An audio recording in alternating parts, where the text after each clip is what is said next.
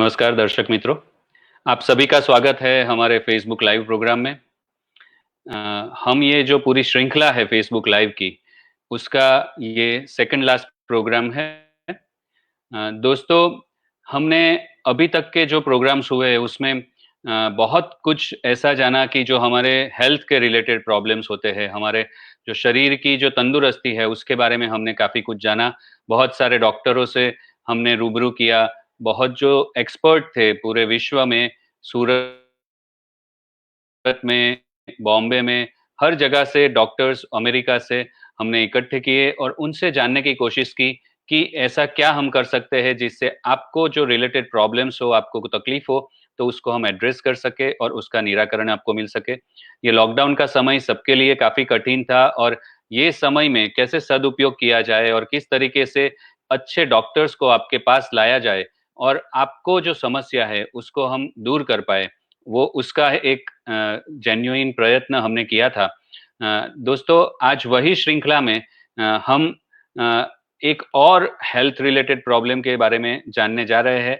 पर दोस्तों, आज हमारे साथ डॉक्टर की ज़रूरत नहीं है, आज फाइनेंशियल एक्सपर्ट की ज़रूरत है और ये है प्रॉब्लम हमारे फाइनेंस के रिलेटेड, फाइनेंशियल हेल्थ के रिलेटेड। दोस्तों, कोरोना के कारण जो लॉकडाउन हुआ है, हम सब जानते हैं कि ये लॉकडाउन ने हम सबके जीवन को रोक दिया है। पूरे विश्व में इसके बहुत ही गहरे इम्प्रेशंस हुई है और पूरी दुनिया इससे ग्रस्त है। आज सभी के पूरी दुनिया के जो बिज़नेस है, वो डिस्टर्ब हो गए हैं, जो पैसे का रोलिंग है, वो डिस्टर्ब हो गया है और उसके कारण हज़ारों प्रॉब्लम लोग फेस कर रहे हैं। शारीरिक, मानसिक प्रॉब्लम तो है ही, पर उसके अलावा बिज़नेस में भी बहुत सारे इश्यूज़ क्रिएट हो रहे हैं। तो ये सब प्रॉब्लम्स को हम कैसे दूर कर सकते हैं? और जब ऐसा लग रहा है कि अभी ये लॉकडाउन धीरे-धीरे गवर्नमेंट खोलना चाहती है, धीरे-धीरे एक मूवमेंट को वापस रीगेन करना चाहती है, तो ऐसी परिस्थिति में हम सब लोगों को वापस एक बार अपने बिज़नेस को स्टार्ट करना है, अपने जो भी फाइनेंशियल लॉसेस है उसको सरभर करना है। तो ऐसी परिस्थिति में हमें पूरा गाइडेंस मिले, उस पर्पज़ से हमने जो भा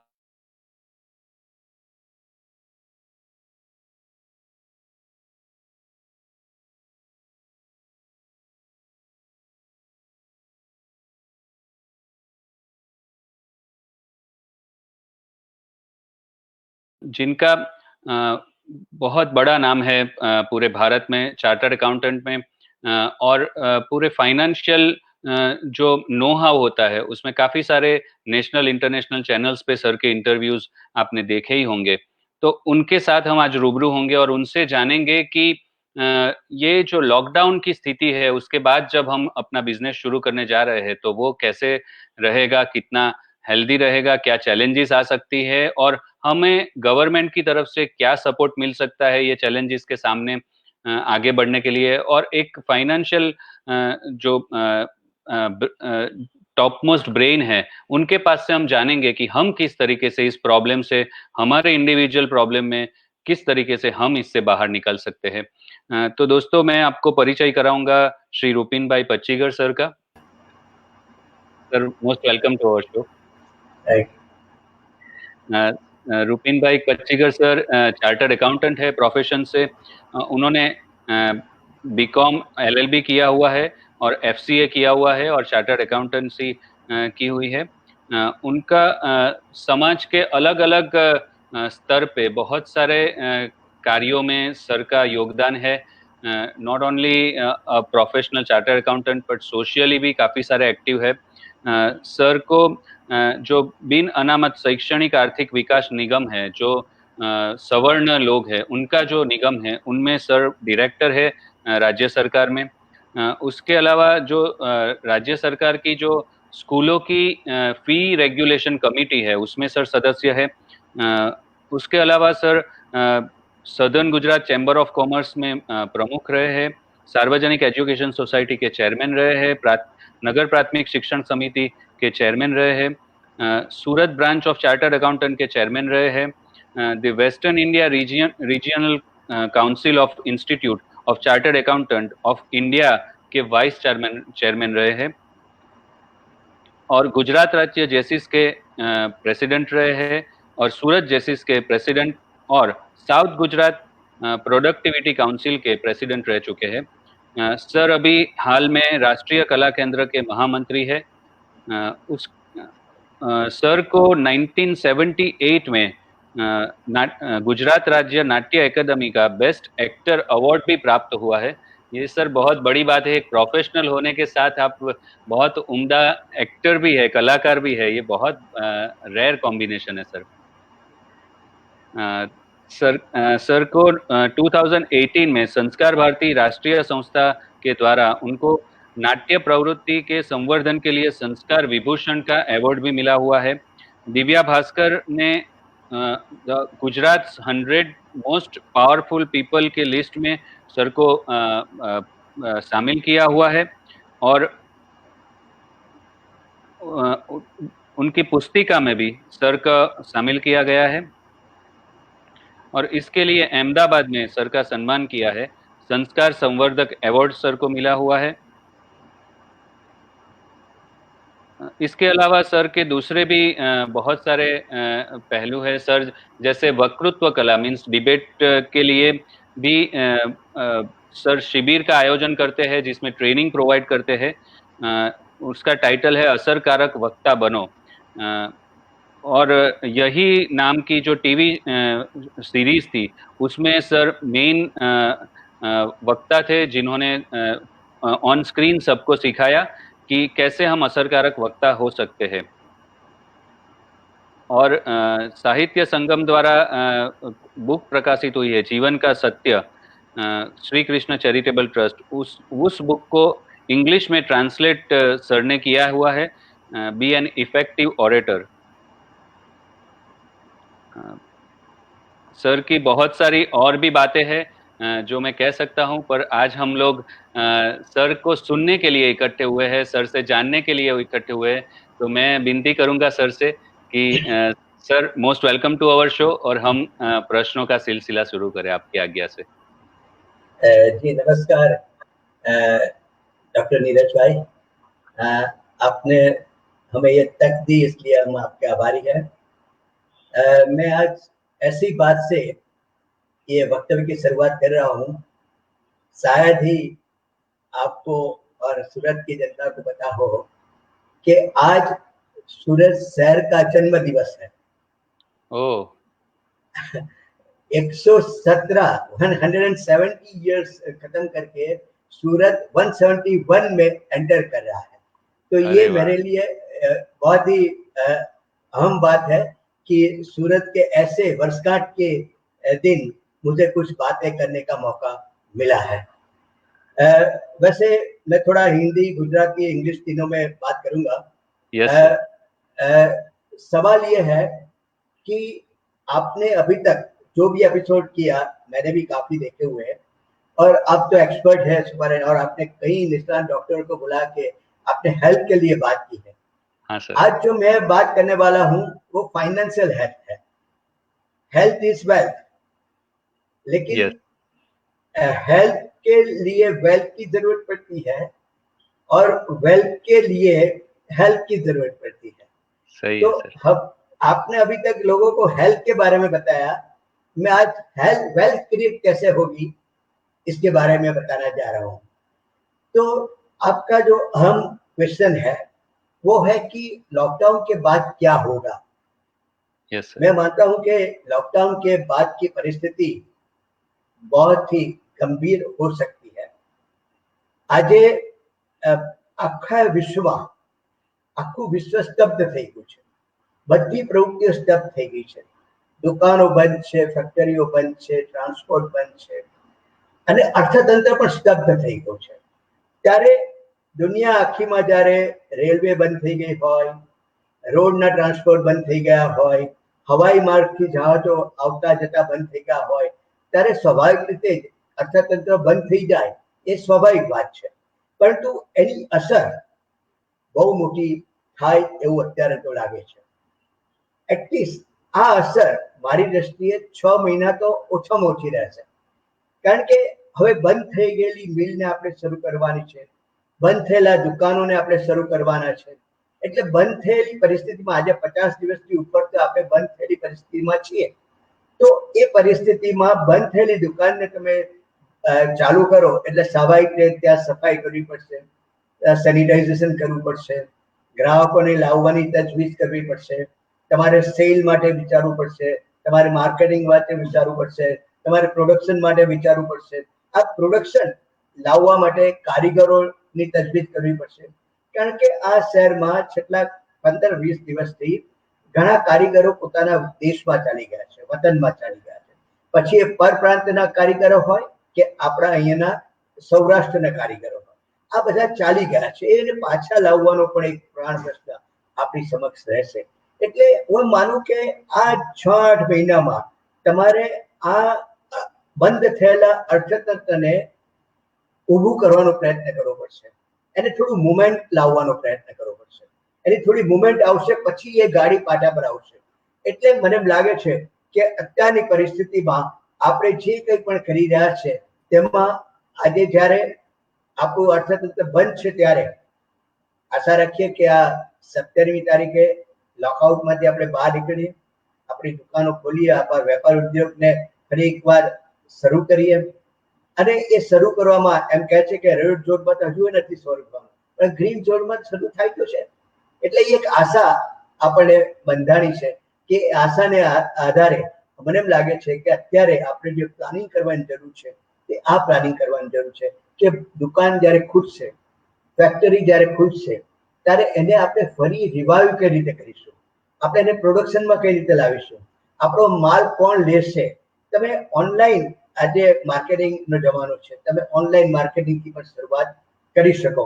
એટલે આ પરિસ્થિતિમાં મને એમ લાગે છે કે આપણે અત્યારનો સમય જે લોકડાઉનનો સમય છે એ લોકડાઉનમાં તમારે પ્લાનિંગ કરવાની જરૂર છે, આયોજન કરવાની જરૂર છે કે હવે પછીના 15 દિવસમાં હું મારો ધંધો શરૂ કરું તો મને આ બધી સમસ્યાઓ, ખાસ કરીને ફાઇનાન્સની સમસ્યાઓ, કારીગરોની સમસ્યાઓ, ગ્રાહકની સમસ્યાઓ, ચોખ્ખાઈની સમસ્યાઓ, સેનિટાઇઝેશનની સમસ્યાઓ, કેટલીક પ્રવૃત્તિ એવી હોય છે કે જેમાં સેનિટાઇઝેશન અત્યાર સુધી આપણે ડોક્ટરોને જ ગાઉન પહેરેલા જોયા છે, પણ હવે મને એમ લાગે છે દુકાનોમાં પણ તમારે પીપીઈ કીટ પહેરીને દુકાન ચલાવવી પડે એવી પરિસ્થિતિ આવી શકે છે. તમારે માસ્કની વ્યવસ્થા કરવી પડે, તમારે ડિસ્ટન્સિંગ રાખવું પડે, સોશિયલ ડિસ્ટન્સિંગ રાખવું પડે, ફિઝિકલ ડિસ્ટન્સિંગ રાખવું પડે. આ બધી વાતોને ધ્યાનમાં રાખીને તમારે આયોજન કરવાની જરૂર છે. આ લોકડાઉન પીરિયડ દરમિયાન તમારી દુકાનો બંધ છે, છતાં તમારું લાઇટનું, વીજળીનું બિલ તો ચાલુ છે, તમારું ટેલિફોનનું મિનિમમ બિલ તો તમારે ચાલુ જ છે, રેન્ટ તમારે આપવાનું ચાલુ છે. તો ટેલિફોન, રેન્ટ, વીજળી બિલ આ બધાના ખર્ચાઓ કઈ રીતે લાવીશું એ એક પ્રશ્ન અત્યારે આપણી સમક્ષ છે. અને એ બાબતમાં મને એમ લાગે છે કે આપણે વિચાર કરવાનો રહેશે. તો હું માનું છું કે આ સમય લોકડાઉનના પીરિયડને આપણે એ રીતે જોઈએ કે આપણો હવે પછીનું જે 6 મહિના, 8 મહિના કે પછી વર્ષ, 2 વર્ષ માટે જે પરિસ્થિતિનો સામનો કરવાનો છે એનું પ્લાનિંગ કરવા માટે આપણે આનો ઉપયોગ કરીએ તો મને એમ લાગે છે કે પહેલું પગથિયું કહેવાશે. સર, એકદમ સાચી વાત કરી તમે અને ખૂબ જ કામની વાત તમે કીધી. સર, એકચ્યુઅલી આ એક પ્રશ્ન તો છે જ. શું આ પરિસ્થિતિ જોતા એવું લાગે છે તમને કે જે રીતે તમે એક્સપ્લેન કરો છો કે દુકાનમાં પણ પીપી કિટ પહેરીને હવે કામ કરવું પડશે, સોશિયલ ડિસ્ટન્સિંગ પણ મેન્ટેન કરવું પડશે વેપાર ધંધામાં, એ ઉપરાંત હાઇજીન અને સેનિટાઇઝેશનનું પણ ધ્યાન રાખવું પડશે, તો ઓવરઓલ જોવા જઈએ તો કોઈ પણ બિઝનેસ કરનાર વ્યક્તિના ખર્ચા વધવાના છે અને ગ્રાહક ઓછા અટેન્ડ કરી શકશે એટ અ ટાઈમ. તો શું આ પરિસ્થિતિમાં એવા ચાન્સીસ તમને દેખાય છે કે મોંઘવારી પણ વધી શકે છે? એક ચાર્ટર્ડ એકાઉન્ટન્ટ તરીકે તમે શું વિચારો છો? મને એમ લાગે છે ખર્ચા તો વધે, પરંતુ હવે પછીની ઇકોનોમી એક કોસ્ટ બેઝ ઇકોનોમી રહેશે, કારણ કે તમારે કોસ્ટિંગ કરવું પડશે. કદાચ ભૂતકાળમાં આપણે એવું વિચાર્યું હોય કે આપણને 25% નફો મળતો હતો કે 50% નફો મળતો હતો, એને બદલે આપણે નફો ઓછો કરીને, કોસ્ટ બેઝ કરીને તમારે તમારો વાર વહેંચવો પડશે. મોંઘવારીનો પ્રશ્ન મને એમ લાગે છે એટલો ઝડપથી નહીં આવશે, કારણ કે મોંઘવારી ક્યારે નડે કે લોકોના હાથમાં પણ એ ખરીદ શક્તિ હોય.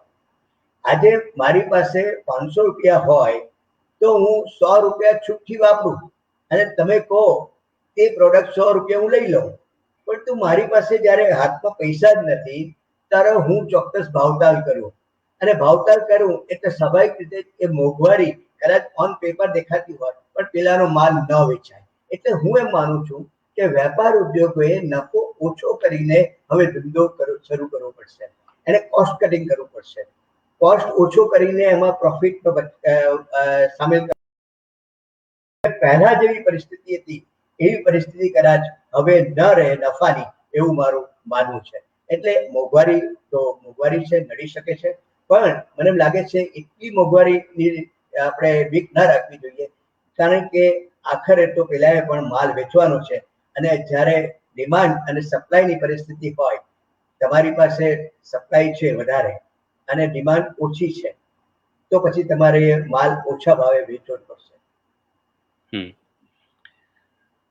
સર, એક આપણા વ્યુઅર છે તેમનો એક પ્રશ્ન આવેલો છે, મિસ્ટર આશીષભાઈ શાહ છે. એ સર પૂછે છે મુંબઈથી કે સ્ટોક માર્કેટ અત્યારે બહુ વોલેટાઇલ સિચ્યુએશનમાં છે અને સ્ટોકમાં ઇન્વેસ્ટ કરવું ઘણા એમ કહે છે કે બહુ રિસ્કી છે, જ્યારે CNBC બાજાર ને બીજા કમર્શિયલ જે ચેનલ્સ છે તે લોકો એવું કહે છે કે અત્યારે પણ ખાસ પરિસ્થિતિ છે કે શેર માર્કેટમાં તમે પૈસા બનાવી શકો છો સારા એવા. તો સર તમારી શું એડવાઇસ છે? મને લાગે છે કે સ્ટોક માર્કેટ એ હંમેશા અનપ્રિડિક્ટેડ રહ્યો છે, કારણ કે આપણો સ્ટોક માર્કેટ એ કદાચ બેલેન્સ શીટ આધારિત લેવડ દેવડ થતી નથી. કોઈ પૂછવા જતું નથી કે આ કંપનીએ કેટલો પ્રોફિટ કર્યો. અહીં તો એવું થાય કે ભારતના મોટા મોટા ઇન્ડસ્ટ્રીયાલિસ્ટને છીક આવે તો એના શેરના ભાવ બગડી જાય, કારણ કે આપણે લાગણી ઉપર ચલાવીએ છીએ. મને એમ લાગે છે કે હવે જે ખરીદ વેચાણ થવાનું છે તે રિયાલિસ્ટિક બેઝ પર થવાનું છે. આપણે ત્યાં ફોરેન ઇન્વેસ્ટમેન્ટ વધારે આવે તો સ્ટોક ઉપર જાય, કારણ કે પછી એ ખરીદી કરવા મળે એટલે બધાને એમ થાય કે હું 500 રૂપિયા શું કામ, હું 510માં શેર વેચું.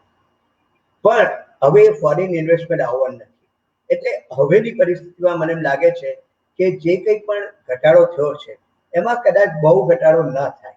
એટલે બાયર્સ તરીકે હું એમ ચોક્કસ કહી શકું કે this is the right time to purchase, પણ તમારે એ પરચેસ કરીને મૂકી દેવાની તૈયારી રાખવી પડે. જે માણસ ટ્રેડિંગ કરે છે સ્ટોકમાં તેને માટે કંઈ પણ થઈ શકે છે. આજે 500 નો માલ કાલે 450માં વેચવો પડે એવી પરિસ્થિતિ પણ આવી શકે. પણ જે લોંગ ટર્મ પ્લાનિંગ કરે છે સ્ટોકમાં, જે 500 નું રોકાણ કરીને 5 વર્ષ ભૂલી જવા પડશે, તેને 100% પ્રોફિટ થવાનો છે, એમાં કોઈ શંકા નથી.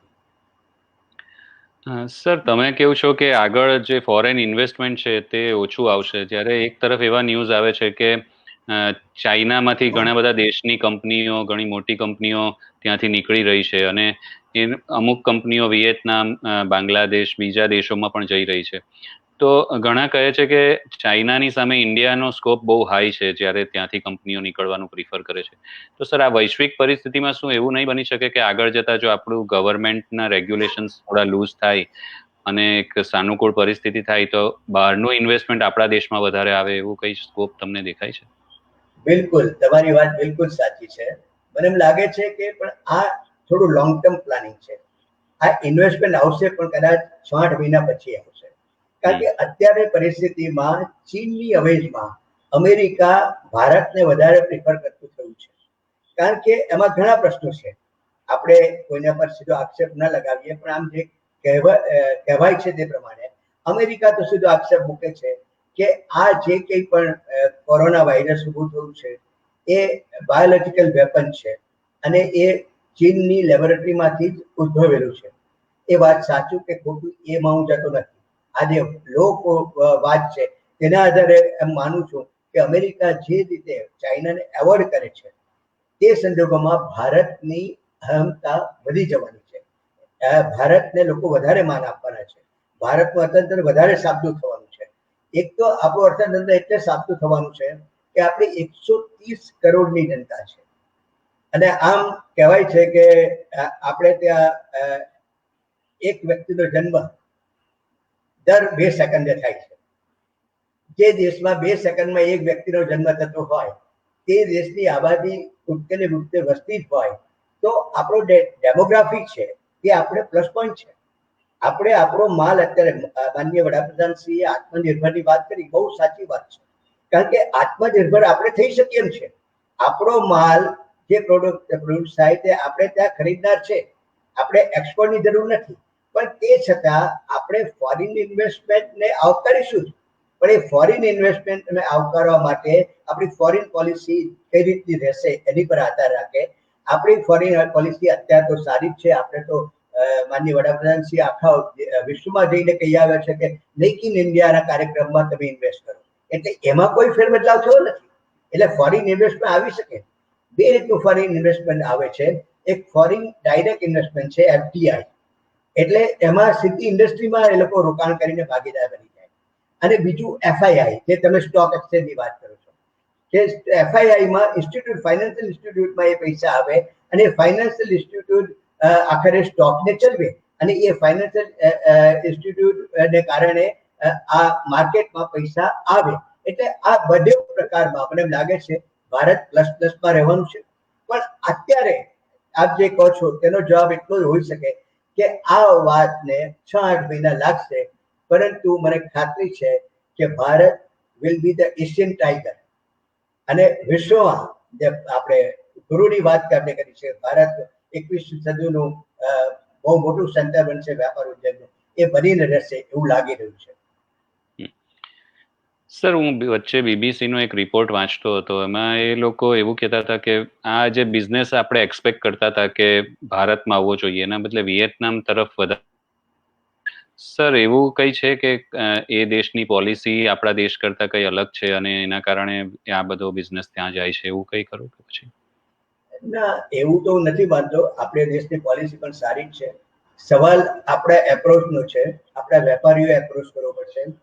તમારી એ વિયેતનામની વાત સાથે એક રીતે હું સંમત છું. દાખલા તરીકે એક નાનું ઉદાહરણ, આપણે ત્યાં અગરબત્તીનું બહુ મોટું કન્ઝમ્પશન છે, પણ એ અગરબત્તીના કન્ઝમ્પશનમાં 70% અગરબત્તી વિયેતનામમાં બને છે. હવે અગરબત્તી આપણે બનાવી શકીએ? તો સવાલ એ છે કે આપણે ત્યાં થોડુંક છે ને તે એવી માનસિકતા રહી છે કે બહારથી આવે છે ને એટલે સારું. હું નથી માનતો, ભારતના પ્રોડક્શન પણ સારા હોય છે. હા, એ જમાનો હતો. હું 20મી સદીની વાત કરું તો 20મી સદીમાં 70 ને 80ના દાયકામાં મારા ક્લાયન્ટો જે આવતા તેને એ લોકો કે અમે બે પ્રકારના પ્રોડક્શન બનાવીએ, એક ઇન્ડિજિનિયસ પ્રોડક્શન અને એક એક્સપોર્ટનું પ્રોડક્શન. એવું કેમ? એવું કે અહીંયા તો બધું ચાલે, પણ એ બધું ચાલેની વાતમાંથી હવે બહાર નીકળી જવું પડશે. તમારે અહીંયાનું પ્રોડક્શન પણ એવું બનાવવું પડશે કે જે એક્સપોર્ટ ક્વોલિટીનું હોય, જે વિશ્વમાં વેચાતું થઈ જાય. અને અગરબત્તી જેવા એક નાનું ઉદાહરણ બતાવે છે કે આપણે સ્વનિર્ભર થઈ શકીએ છીએ. અને સ્વનિર્ભરતા માટે ગવર્મેન્ટ ઓફ ઇન્ડિયાએ કાલે પરમ દિવસે કેટલી મોટી સ્કીમ આપી છે, હું તમને ચોક્કસ એ બાબતમાં જણાવીશ. પણ મને એમ લાગે છે કે એવું માની જવાની જરૂર નથી કે કોઈ દેશની ફોરેન પોલિસી સારી એટલે ત્યાં ગયા. મને એમ લાગે છે કે આપણે એ વેપાર ખેંચવામાં થોડા ઉણા ઉતર્યા છે. આપણા દેશમાં આટલી બધી તાકાત છે, આપણી સ્કિલ છે, આપણી પાસે પૈસા છે, આપણી પાસે ઇન્ટેલિજન્સ છે. આજે એમ કહેવાય છે કે આઈટી સેક્ટરમાં સૌથી વધારે જો કોઈ જોબ કરતું હોય અમેરિકામાં પણ તો ઇન્ડિયન્સ છે. તો એ પરિસ્થિતિમાં આટલા ઇન્ટેલિજન્ટ માણસો શું કામ બીજા દેશ પર અવલંબિત થાય? આપણે આપણા પર અવલંબિત થઈએ તો વધારે થઈ પડશે. બહુ સાચી વાત કરી સર. સર, તો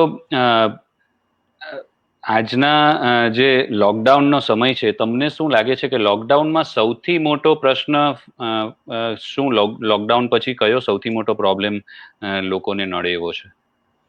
મને એમ લાગે છે કે લોકડાઉનનો સૌથી મોટો પ્રશ્ન એ ફાઇનાન્શિયલ ક્રાઇસિસ છે, ફાઇનાન્શિયલ ક્રંચ છે. આજે જે રીતે વેપાર ઉદ્યોગ બંધ થઈ ગયા છે, ત્યારે એ બંધ થઈ ગયેલા વેપાર ઉદ્યોગને ઈંધણ પૂરું પાડવાનું કામ એ ફાઇનાન્સ કરે છે. કારણ કે એને જૂના લોકડાઉન પીરિયડના બિલો ચૂકવવાના છે, ઇલેક્ટ્રિસિટી બિલ, ટેલિફોનનું બિલ, અને કામદારોના પગાર ચૂકવવાના છે. આને માટે ફાઇનાન્સની જરૂર પડે. અને એ ફાઇનાન્સ સૌથી મોટો પ્રશ્ન અત્યારે આ દેશના લોકો સામે છે.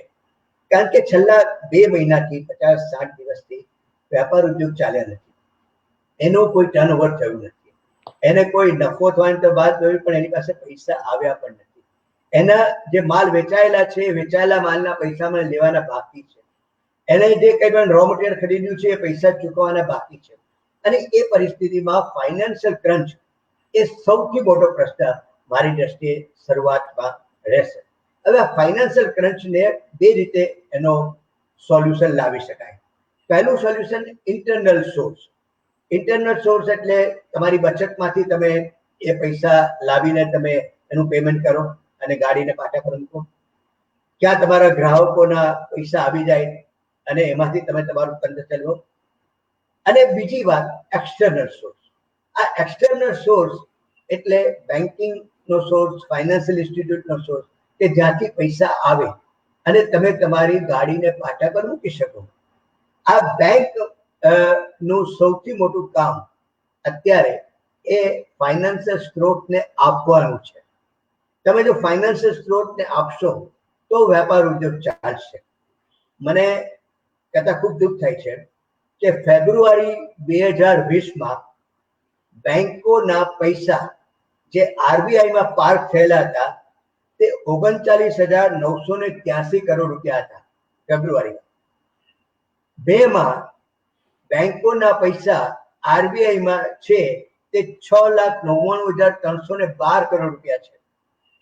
6,99,312 કરોડ રૂપિયા આરબીઆઈના તિજોરીમાં પડી રહે અને એ પૈસા લોકોને વાપરવા ન મળે તો એ કઈ રીતે ચાલે? આરબીઆઈએ તો આ બેંકોને 8.4 કરોડ લાખ આપ્યા છે. હવે બેંકોએ હિંમત રાખીને એને બેન્કિંગ સેક્ટરમાં લઈ જઈને વેપાર ઉદ્યોગને પ્રોત્સાહન આપવાની સ્કીમ લાવવી જોઈએ. બેંક એક ભયથી સતાય છે કે ભાઈ મારા પૈસા પાછા ના આવ્યા તો આ નહીં ચાલે, કારણ કે બેન્કિંગ સેક્ટરનું મુખ્ય કાર્ય આ અર્થતંત્રને ધબકતું રાખવાનું છે. એણે આરબીઆઈ પાસેથી પૈસા લાવીને આ 6,99,312 કરોડ રૂપિયાને તમારે પૈસા વ્યાજે આપવા પડે. હું તો એમ માનું કે આ કપડો કાળ છે, એને ઓછા ભાવે પણ આપો. જે બેન્કિંગ સેક્ટરનો વ્યાજ છે એના કરતાં ઓછા ભાવે પણ આપી શકાય. એટલે હું એમ માનું છું કે આ બેન્કિંગ સેક્ટર એ મોટામાં મોટો રોલ અદા કરી શકે એમ છે. બેન્કિંગ સેક્ટર પોઝિટિવ રહેવું જોઈએ, સકારાત્મક રહેવું જોઈએ અને સહાયરૂપ રહેવું જોઈએ.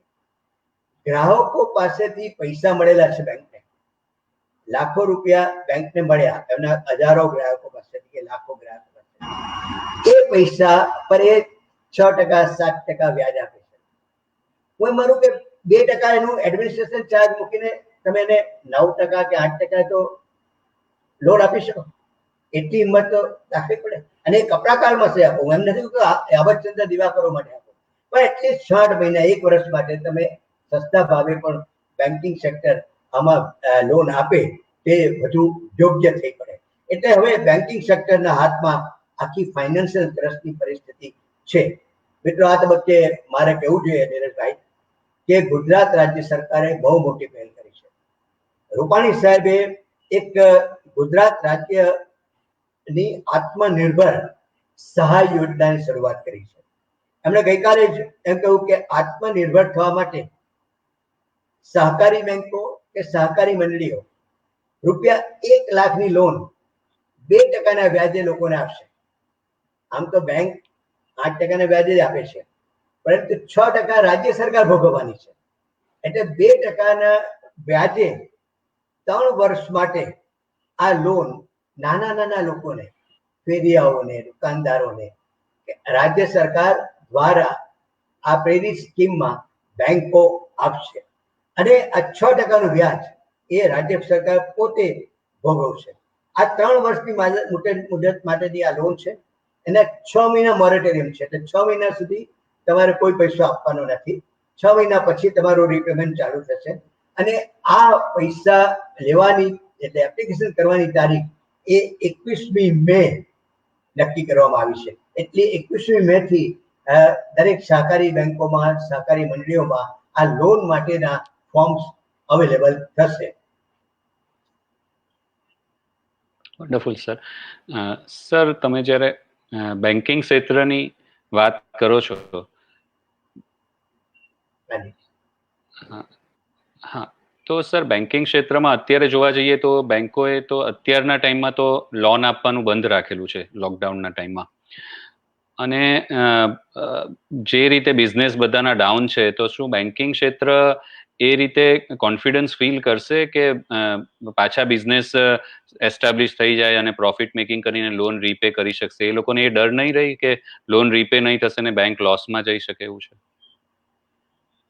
તમે એક વાત સમજો, બેઝિકલી આપણે સીધી સાદી ભાષામાં એક નાગરિક તરીકેની ભાષામાં વાત કરીએ તો બેન્કિંગ સેક્ટરનો રોલ શું? લોકો પાસેથી પૈસા લેવા અને લોકોને આપવા.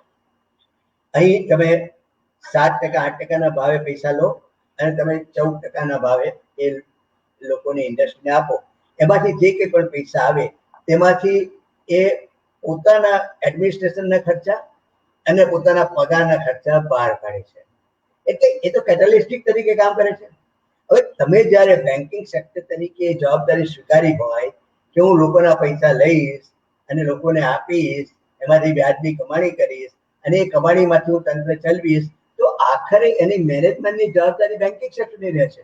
એટલે બેન્કિંગ સેક્ટરે વિજિલન્સ રાખીને એવી વ્યક્તિઓને લોન આપવી જોઈએ અથવા તો એવા નિયમ અનુસાર આપવી જોઈએ, એમાં કોઈ પણ જગ્યાએ ધક્કો ન થાય બેન્કિંગ સેક્ટરમાં, એ જોવાની જવાબદારી બેન્કિંગ સેક્ટરની છે, લોકોની નથી. અને મિત્રો, હવે તમે જે આ વાત કરી તેમાં હું એમ માનું છું કે ગવર્મેન્ટે બહુ મોટો રોલ અદા કર્યો છે. હું એ બાબતમાં આગળ જાઉં નીરજભાઈ, કે આપ કંઈક કહેવા માંગો છો? ના સર, ફાઇન છે. પણ સર, એક અમારા વ્યુઅર છે, તેમણે તમારા ઉત્તરમાંથી એક સવાલ બીજો પૂછેલો છે, હું એ લઈ લઉં જરા. સર, રિદ્ધિજી પૂછે છે કે આ જે અમાઉન્ટ છે તમે જે કીધી ગુજરાત સરકાર આપવાની છે તે નવેમ્બરમાં મળશે એવું કહે છે, તો ત્યાં સુધી શું કરવાનું? અચ્છા, એવું નથી. નવેમ્બરમાં નથી મળવાની. 21મીએ તમે ફોર્મ ફાઇલ કરો અને કદાચ 15 દિવસમાં તમને મળી જશે. કારણ કે 1 લાખ રૂપિયાની જ લોન મળવાની છે અને 1 લાખની લોન બેન્કિંગ સહકારી બેંકો તમને આપશે 2%ને વ્યાજે. તમારે 2% જ વ્યાજ ભરવાના છે. 6% રાજ્ય સરકાર ભરી દેવાની છે તમારા વતી બેંકને. એટલે બેંકને તો ગેરંટી મળી ગઈ કે ભાઈ મને મારા પૈસા 6% વ્યાજ તો મળવાનું છે. એટલે બેંકને આપવામાં કોઈ વાંધો નથી. એમાઉન્ટ પણ એટલું મોટો નથી, 1 લાખ રૂપિયાનો છે અને 3 વર્ષનું તમને હપ્તો ભરવાની સગવડ કરી આપવામાં આવી છે. 6 મહિના સુધીનું મોરેટોરિયમ છે. એટલે એવી ચિંતા કરવાની જરૂર નથી. નવેમ્બર સુધી કોઈ લંબાવવાનું નથી.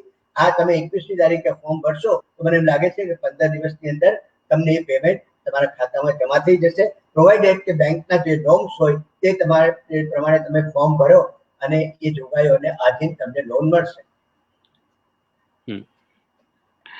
હા સર, તમે જે ગવર્મેન્ટના રોલ વિશે તમે કહેવા માંગો છો કે ગવર્મેન્ટનો શું રોલ છે આપણી અર્થતંત્રને પાછી રિવાઇવ કરવા માટે, આપણો અર્થતંત્રને પુનર્જીવિત કરવા માટે ગવર્મેન્ટ શું કરી રહી છે અને શું કરી શકે એમ છે, એ બાબતે જણાવો સર. વેલ, હું માનું છું કે ગવર્મેન્ટનો રોલ સૌથી અગત્યનો છે અને સૌથી મોટો છે. અત્યારે ભારત સરકાર 2 તબક્કા પર કામ કરી રહી છે. એક તબક્કો એ લોકોના જાનમાલ બચાવવા માટે લોકડાઉન કરીને કર્યો. લોકડાઉન કર્યું, લોકોના જાન બચાવ્યા. તો આજે આખા વિશ્વમાં જ્યારે 3 લાખ લોકોના મૃત્યુ થયા હોય ત્યારે આપણે ત્યાં એક કંટ્રોલ થઈને 2700 લોકો મૃત્યુ પામ્યા છે. એટલે આ બતાવે છે કે આપણે આપણી લોકડાઉનની નીતિ હતી તે સફળ રહી છે. અને એ પરિસ્થિતિમાં સરકારે લોકડાઉનની નીતિ અપનાવી લોકોના જાનને માટે. એટલે મોદી સાહેબે પહેલું કહ્યું હતું કે જાન હૈ તો જાન હૈ. પહેલા એમ કહ્યું, પહેલા પછી એમ કહ્યું કે જાન ભી હૈ ઓર જહાન ભી હૈ, કારણ કે હવે દુનિયા બી સાચવવી પડે એમ છે. એટલે એમને એક પછી એક ઉપાયો દર્શાવવામાં આવ્યા અને એ ઉપાયોમાં એમણે હમણાં પરમ દિવસે 20 લાખ કરોડ રૂપિયાની માતબર રકમ આ અર્થતંત્રમાં ઠાલવી.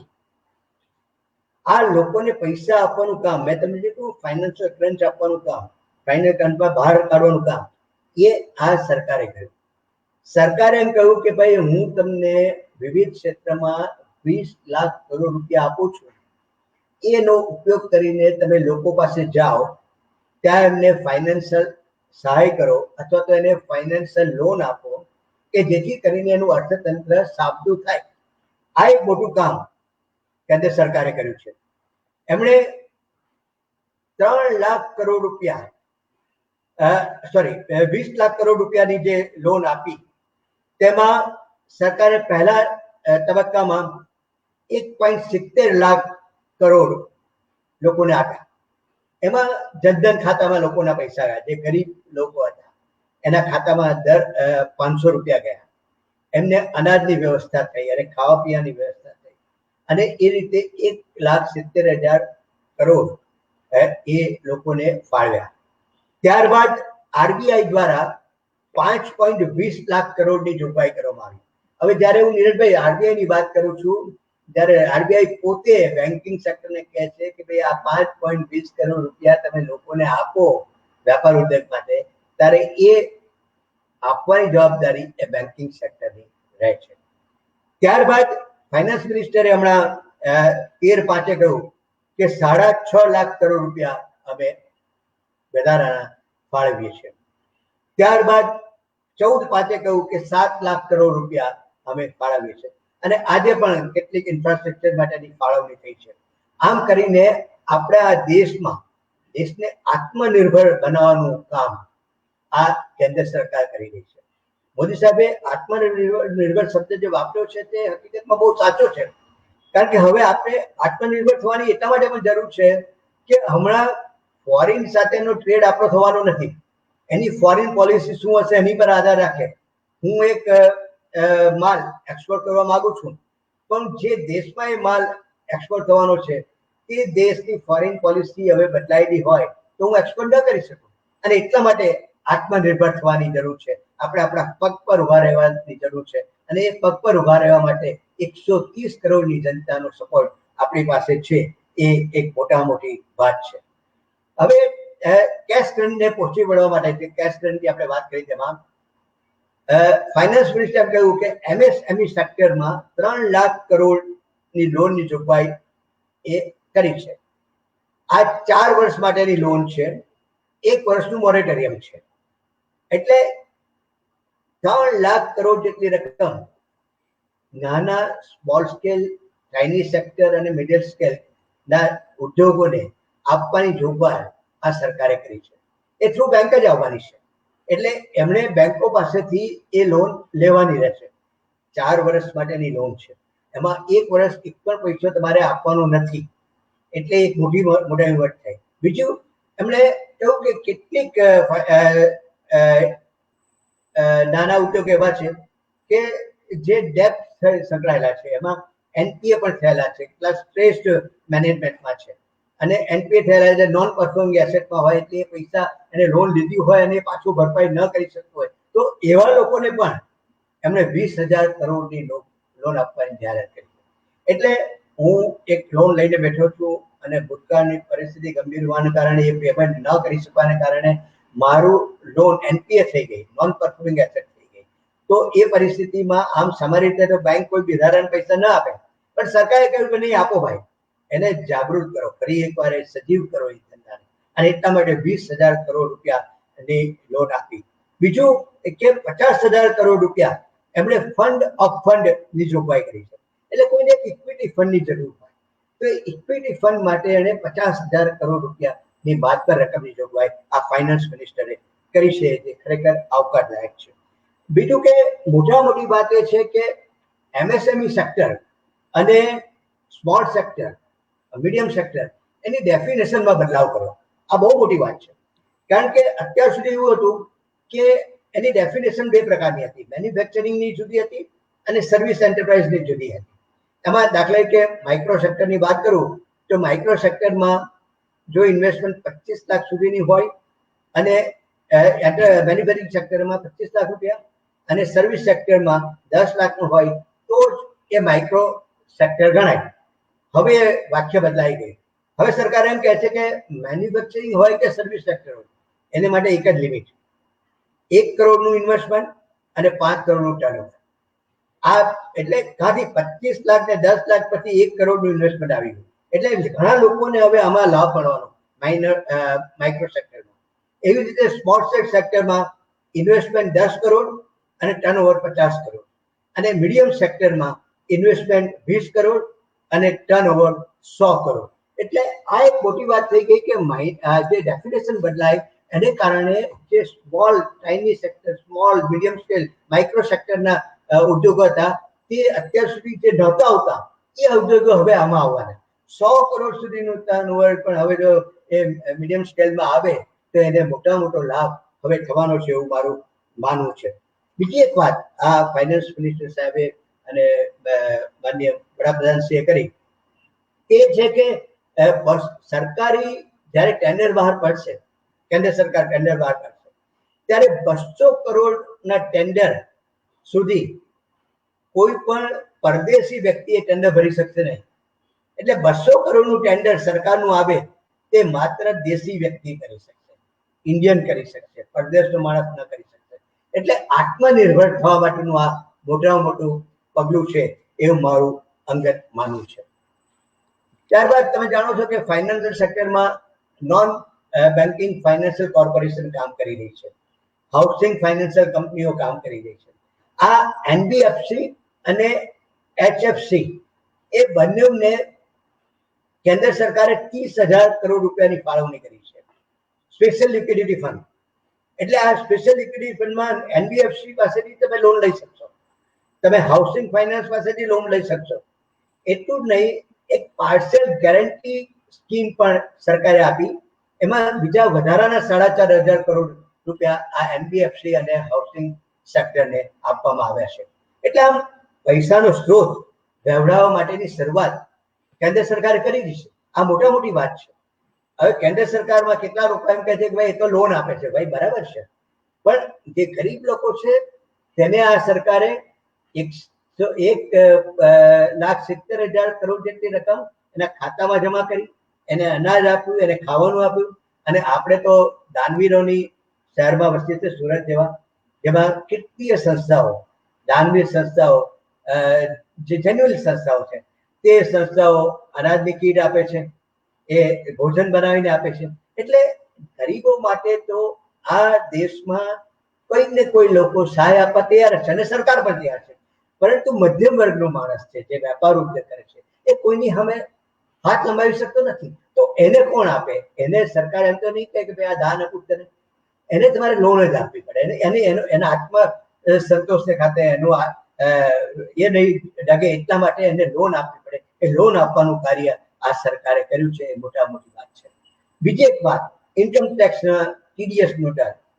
તમે જાણો છો કે ટીડીએસના ડર એટલે તમારું વ્યાજની રકમ હોય, રેન્ટની હોય કે પછી અન્ય કોઈ એફડીની રકમ હોય, તો સેલેરી રકમ હોય, આ બધામાં તમારે ટીડીએસ કપાય.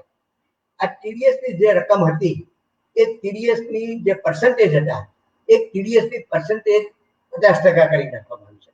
એટલે એને કારણે લોકો પાસે ફંડ રહેશે. આજે મારું ટીડીએસ એમ માનો કે 10,000 રૂપિયા કપાતો હતો, અને હવે આને કારણે આ ગઈકાલની તારીખથી 31 માર્ચ 2021 સુધી આ ટીડીએસના દરમાં 50% કરવામાં આવ્યા છે. એટલે એ જે કંઈ પણ રકમ આપણે કપાવવાની હતી બેંક વ્યાજમાંથી કે રેન્ટમાંથી, તે મારી પાસે રહેશે. એટલે મારા હાથમાં એકની કેપેસિટી વધશે, ખરીદ શક્તિ વધશે, અને ખરીદ શક્તિ વધશે તો હું કોઈ બહાર જઈને ખરીદી કરવા જઈશ. અને એ હિસાબે પણ આઈટી સેક્ટરમાં રાહત આપીને પણ સરકારે એક મોટી વાત કરી છે. એક આ વાત હું એ માટે કરી લઉં કે ઇન્કમ ટેક્સનું રિટર્ન ફાઇલ કરવાની જે તારીખ હતી તે 31 જુલાઈ હતી, તે લંબાવીને 30 નવેમ્બર 2020 કરવામાં આવી છે. અને જે ટેક્સ ઓડિટની જે ડેટ હતી તે 31 ઓક્ટોબર 2020 કરવામાં આવી છે. અને વિવાદ છે વિશ્વાસની સ્કીમ, જે ડિસ્પ્યુટેડ કેસો હતા, એ ડિસ્પ્યુટેડ કેસોની જે છેલ્લી તારીખ હતી તે પણ એક્સટેન્ડ કરીને 31 ડિસેમ્બર 2020 સુધીની કરવામાં આવી છે. આ એક બધી મોટી વાતો છે કે જેને કારણે વિવાદ થયેલો પ્રશ્ન હોય અને તમે ઇન્કમ ટેક્સના સ્કીમમાં ચાલી જાઓ તો તમને કદાચ વ્યાજ અને પેનલ્ટીમાંથી રાહત મળી જાય, તો એટલા પૈસા પણ પૈસા મારી પાસે આવે તો એનો ઉપયોગ મારા સ્ત્રોત તરીકે કરી શકું. બીજી એક મોટી વાત કેન્દ્ર સરકારે કરી છે તે પીએફ ની વાત કરી છે, ઈપીએફ. આમ સામાન્ય રીતે જે કોઈ પણ એમ્પ્લોયમેન્ટ કરતું હોય, જે એમ્પ્લોય હોય, તો એમ્પ્લોયર અને એમ્પ્લોયીએ 12% એમણે કાપીને ઈપીએફમાં ભરવા પડે. હવે કેન્દ્ર સરકારે એમ કહ્યું કે ભાઈ હવે 12% ને બદલે 10-10 ભરશો, બરાબર, એટલે 2%ની રાહત થઈ. અને જે ગવર્મેન્ટ એમ્પ્લોય છે તેમાં તો કેન્દ્ર સરકાર 12% ભરશે અને પેલા બી ભરશે, પણ એ 24% જેટલી રકમ સરકાર ભરશે એ એક બહુ મોટી વાત છે. અને આ જે દર ઘટ્યો છે 20%નો, તેને કારણે 6,750 કરોડ રૂપિયાની લિક્વિડિટી આવવાની છે. આ 2%ના ઘટને કારણે 6,750 કરોડ રૂપિયાની માત્ર રકમ આપણી પાસે રહેશે અને એને કારણે આપણી ખરીદ શક્તિ વધશે. તો મને લાગે છે કે આ એક બહુ મોટી વાત છે અને એને કારણે 4.3 કરોડ લોકોને એનો લાભ થવાનો છે. આમ જે કંઈ પણ વાત છે તે વાતમાં કેન્દ્ર સરકારનો પણ અત્યારે બહુ મોટો સિંહ ફાળો છે. કેન્દ્ર સરકારે જે પાવર ડિસ્ટ્રીબ્યુશન કંપની છે તેને પણ 90,000 કરોડ રૂપિયાની માત્ર રકમ એમને આપી છે કે જેથી પાવર સપ્લાયમાં કોઈ તકલીફ ના આવે અને પાવર સપ્લાય આપણો ચાલુ રહે. અને એને માટે 90,000 કરોડ રૂપિયાની માત્ર રકમ એ કંપનીઓને આપી છે. Government company, public sector company અને પ્રાઇવેટ સેક્ટર કંપની, આ ત્રણેય, આ બધી કંપનીઓમાં લાભ થાય એવા ચોક્કસ આયોજનો આ કેન્દ્ર સરકારે કર્યા છે. એમાંથી કેટલીક વાતો હવે હું એ કરવા માંગુ છું કે કેન્દ્ર સરકાર દ્વારા વિવિધ રાજ્યોમાં માઇગ્રેટ શ્રમિકો છે જે અહીંયાથી ચાલી ગયા છે પર પ્રાંતમાં, જે ત્યાંના પ્રાંતિયો હતા અને અહીંયાથી ચાલે માઇગ્રેટ થઈ ગયા, એ માઇગ્રેટ શ્રમિકો માટે વિના મૂલ્યે અનાજ માટે 3,500 કરોડ રૂપિયા કેન્દ્ર સરકાર કરશે, આપી દેવાના છે. સરકાર અનાજ ખરીદીને આ શ્રમિકોને આપવાના છે. આ બહુ મોટી વાત. અને એને કારણે આ 8 કરોડ શ્રમિકોને એનો લાભ મળવાનો છે. બીજું, ઔષધીય વનસ્પતિની ખેતીને પ્રોત્સાહન આપવા માટે 4,000 કરોડની ફાળવણી કરવામાં આવી છે અને 10 લાખ હેક્ટર જમીન આવરી લેવામાં આવશે. મિત્રો, આપણે જાણીએ છીએ કે ઔષધીય વનસ્પતિ જે આપણે ત્યાં હવે વાત થઈ કે આમ તો જે આયુર્વેદિક જે પરિસ્થિતિ આપણે હમણાં વિકસિત થઈ રહી છે અને આપણી જે ઔષધિઓ માટેનું જે વૃક્ષ વાવવા જોઈએ એને માટે આ 4,000 કરોડની ફાળવણી કરવામાં આવી છે.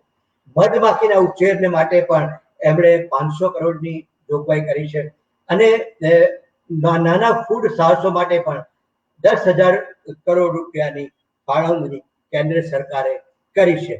એટલું જ નહીં, એક છેલ્લી વાત કે એગ્રીકલ્ચર ઇન્ફ્રાસ્ટ્રક્ચર માટે પણ રાજ્ય સરકારે 1 લાખ કરોડ રૂપિયાની બાદબાર રકમની જોગવાઈ કરી છે. આમ કેન્દ્ર સરકારે અદ્ભુત કામગીરી કરી છે, કરતી રહી છે. પરંતુ કેન્દ્ર સરકાર હોય કે રાજ્ય સરકાર હોય, એની તમામના જે સ્કીમ છે એનો લાભ આપણે લેવો પડે અને નિયમબદ્ધ લેવો પડે. એક વાત ચોક્કસ રાખજો મિત્રો કે આ જે કંઈ પણ સહાય તમને આપવામાં આવે છે એ સહાય એટલે લોન છે, સહાય નથી. એ તમને પૈસા દાનમાં નથી આપેલા, તમને લોન આપવામાં આવી છે. એટલે લોનનું રિપેમેન્ટ કરવાની જવાબદારી એ નાગરિકોની છે અને તો જે ભારત દેશ ફરી ઉભો થશે. જો તમે એમાં બરાબર ડિસિપ્લિન ના જાણો, ફાઇનાન્શિયલ ડિસિપ્લિન ના જાણો, તો તમે તો ડૂબો પરંતુ દેશને પણ ડૂબાડશો. એટલે એવું ના થાય. તમારી જે પાસે જે કંઈ પણ કેપેસિટી હોય, તમે 1 લાખ રૂપિયા લીધા, 1 લાખ રૂપિયા તમારે 6 મહિના પછી રિપેમેન્ટ ચાલુ થાય છે, તો તમારે 6 મહિનાની અંદર એવી રીતે પ્લાનિંગ કરવું જોઈએ કે દર મહિને એનો હપ્તો તમે ભરી દો. તો મને લાગે છે કે આપણે ફરી એકવાર આપણો દેશ ઉભો થઈ શકે. સર, ખૂબ જ સરસ વાત આપણે તમે કીધી અને ઘણું બધું જાણવા મળ્યું એનાથી. સર, તમે જે વાત કીધી કે જે ઇલેક્ટ્રિસિટી કંપનીઓ છે, વીજળી કંપનીઓને ગવર્મેન્ટે એક માતબર રકમ દાનમાં આપી છે, તો સર હું એમ પૂછવા માંગુ છું કે આ લોન છે કે આ દાન આપેલું છે? બીજી વસ્તુ કે ઇલેક્ટ્રિસિટી, સર એક બીજી વસ્તુ એ છે કે ઇલેક્ટ્રિસિટી બિલ તો આપણને રેગ્યુલરલી જે તારીખે આવવું જોઈએ તે આવે જ છે ને આપણે એ ભરવા માટે બંધાયેલા જ છે. શું ગવર્મેન્ટે એવું કંઈ પ્રોવિઝન કરેલું છે કે લોકો 2-3 મહિના સુધી બિલ નહીં ભરી શકે તો પણ એ લોકોનું વીજ કનેક્શન નહીં કાપવામાં આવે કે એવું કંઈ? ના, મારી વાતને જરાક ફરીથી રિપીટ કરું એમણે કહ્યું કે ઇલેક્ટ્રિસિટી ડિસ્ટ્રીબ્યુશન કંપની, એક ઇલેક્ટ્રિસિટી કંપની જે ઇલેક્ટ્રિક બનાવે છે, બીજી કંપની જે ડિસ્ટ્રીબ્યુટ કરે છે. આ ડિસ્ટ્રીબ્યુટ કરેલી કંપની છે તે બહુ ખરાબ પરિસ્થિતિમાં છે, ડિસ્ટ્રીબ્યુશન વાળી કંપની, અને એમાં સરકારે એને દાન નથી આપી, એને લોન આપી છે. એટલે એને જીવતી રાખવા માટે, જેથી લોકોની પાસે વીજળીનો સપ્લાય ચાલુ રહે અને એ બંધ ન થઈ જાય, એટલા માટે એને લોન આપી છે. એમાં કેન્દ્ર સરકારે ડિસ્ટ્રીબ્યુશન કંપનીને દાન નથી આપ્યું, એને લોન આપી છે. આખરે ડિસ્ટ્રીબ્યુશન કંપનીએ પણ એ પૈસા કેન્દ્ર સરકારને, એટલે કે રિઝર્વ બેંકને અથવા તો જે કંઈ પણ એજન્સી હોય જેના થ્રુ એને પૈસા મળતા હોય એને પાછા આપવાના છે. અને ડિસ્ટ્રીબ્યુશન કર્યા પછી આપણી એ ડિસ્ટ્રીબ્યુશન આપણી પાસે રહેશે, તે તો આપણને ચાલુ દેવાનું છે, પણ એમાં આપણે આપણું બિલ તો ભરવું જ પડશે. સર, આ જે ડિસ્ટ્રીબ્યુશન કંપની તમે વાત કરી, તો એવું જોવામાં આવ્યું છે કે જે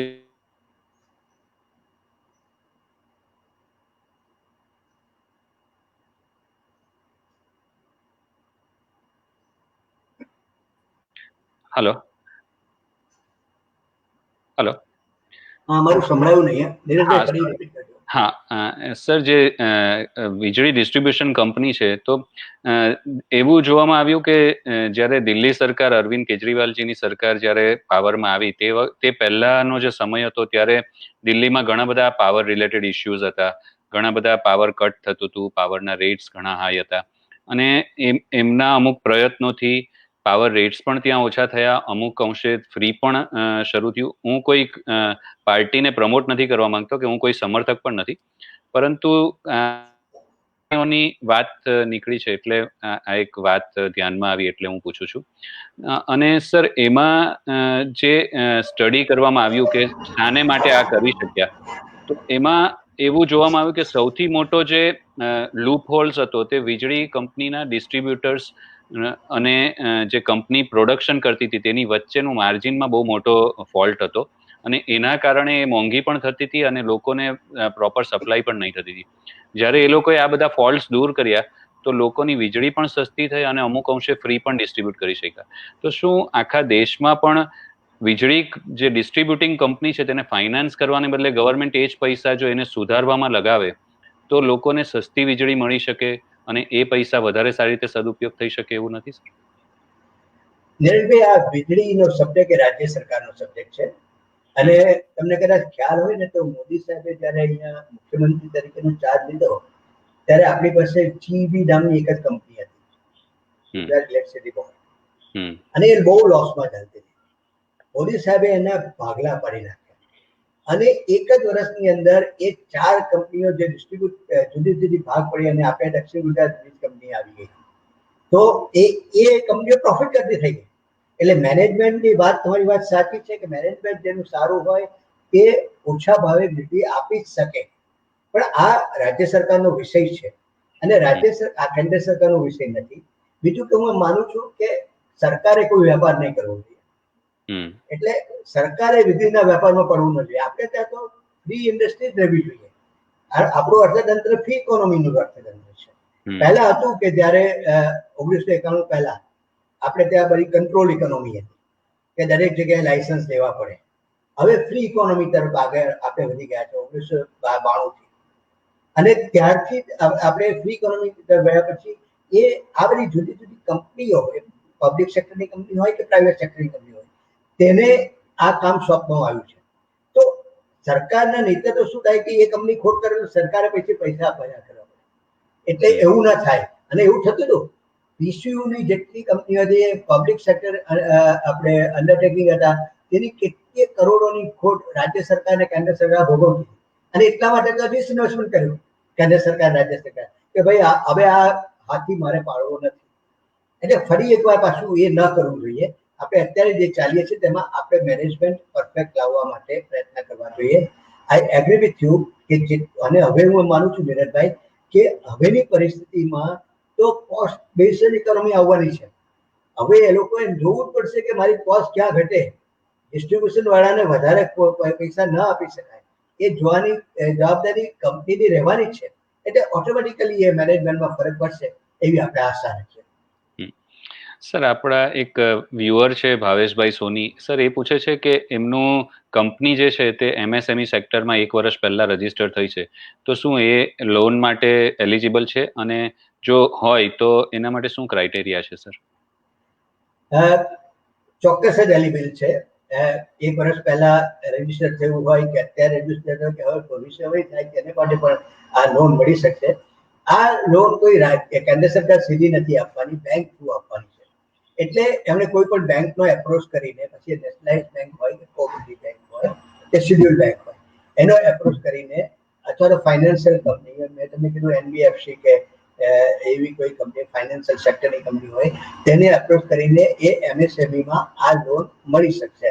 કારણ કે કેન્દ્ર સરકારે તો રિઝર્વ બેંકને કહ્યું કે ભાઈ આ 3 લાખ કરોડ રૂપિયા તમારે આને માટે ફાળવવાના, અને તે આ તંત્રને ઊભું કરવા માટે, એને બેઠું કરવા માટે.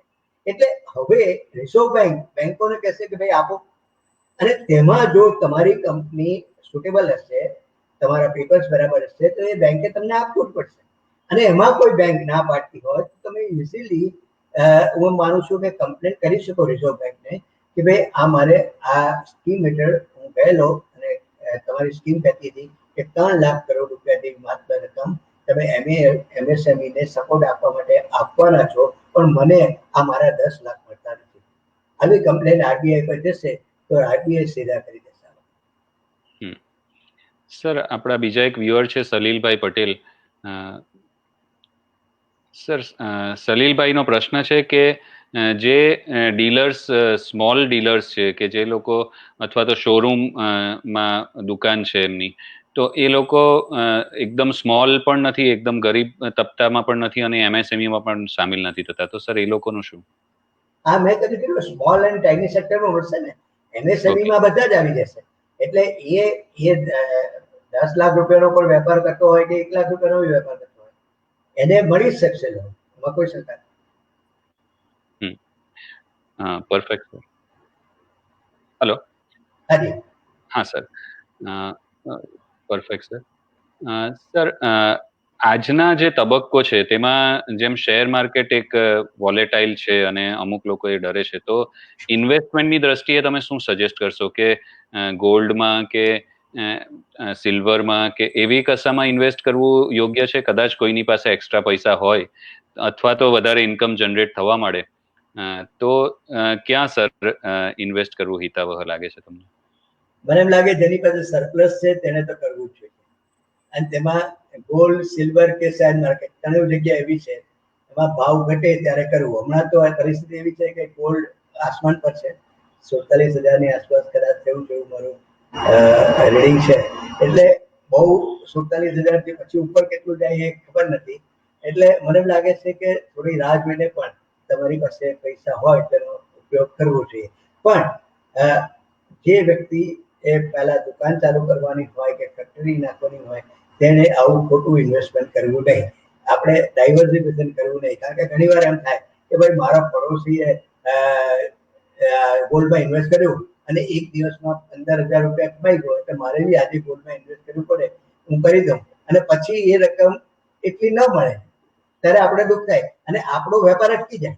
એટલે હું માનું છું કે જે મેઇન તમારો ધંધો છે એ ધંધાને પહેલા પગભર કરો, એને ઊભો કરો, એની શરૂઆત કરો, એની ગાડીને પાટા પર મૂકો, એને દોડતું કરો તંત્રને, પછી તમે ઇન્વેસ્ટમેન્ટ કરો. અને જેની પાસે પૈસા છે તેને તો રિસ્ક લેવાની ચોક્કસ જ છૂટ છે, એ રિસ્ક લઈ શકે છે.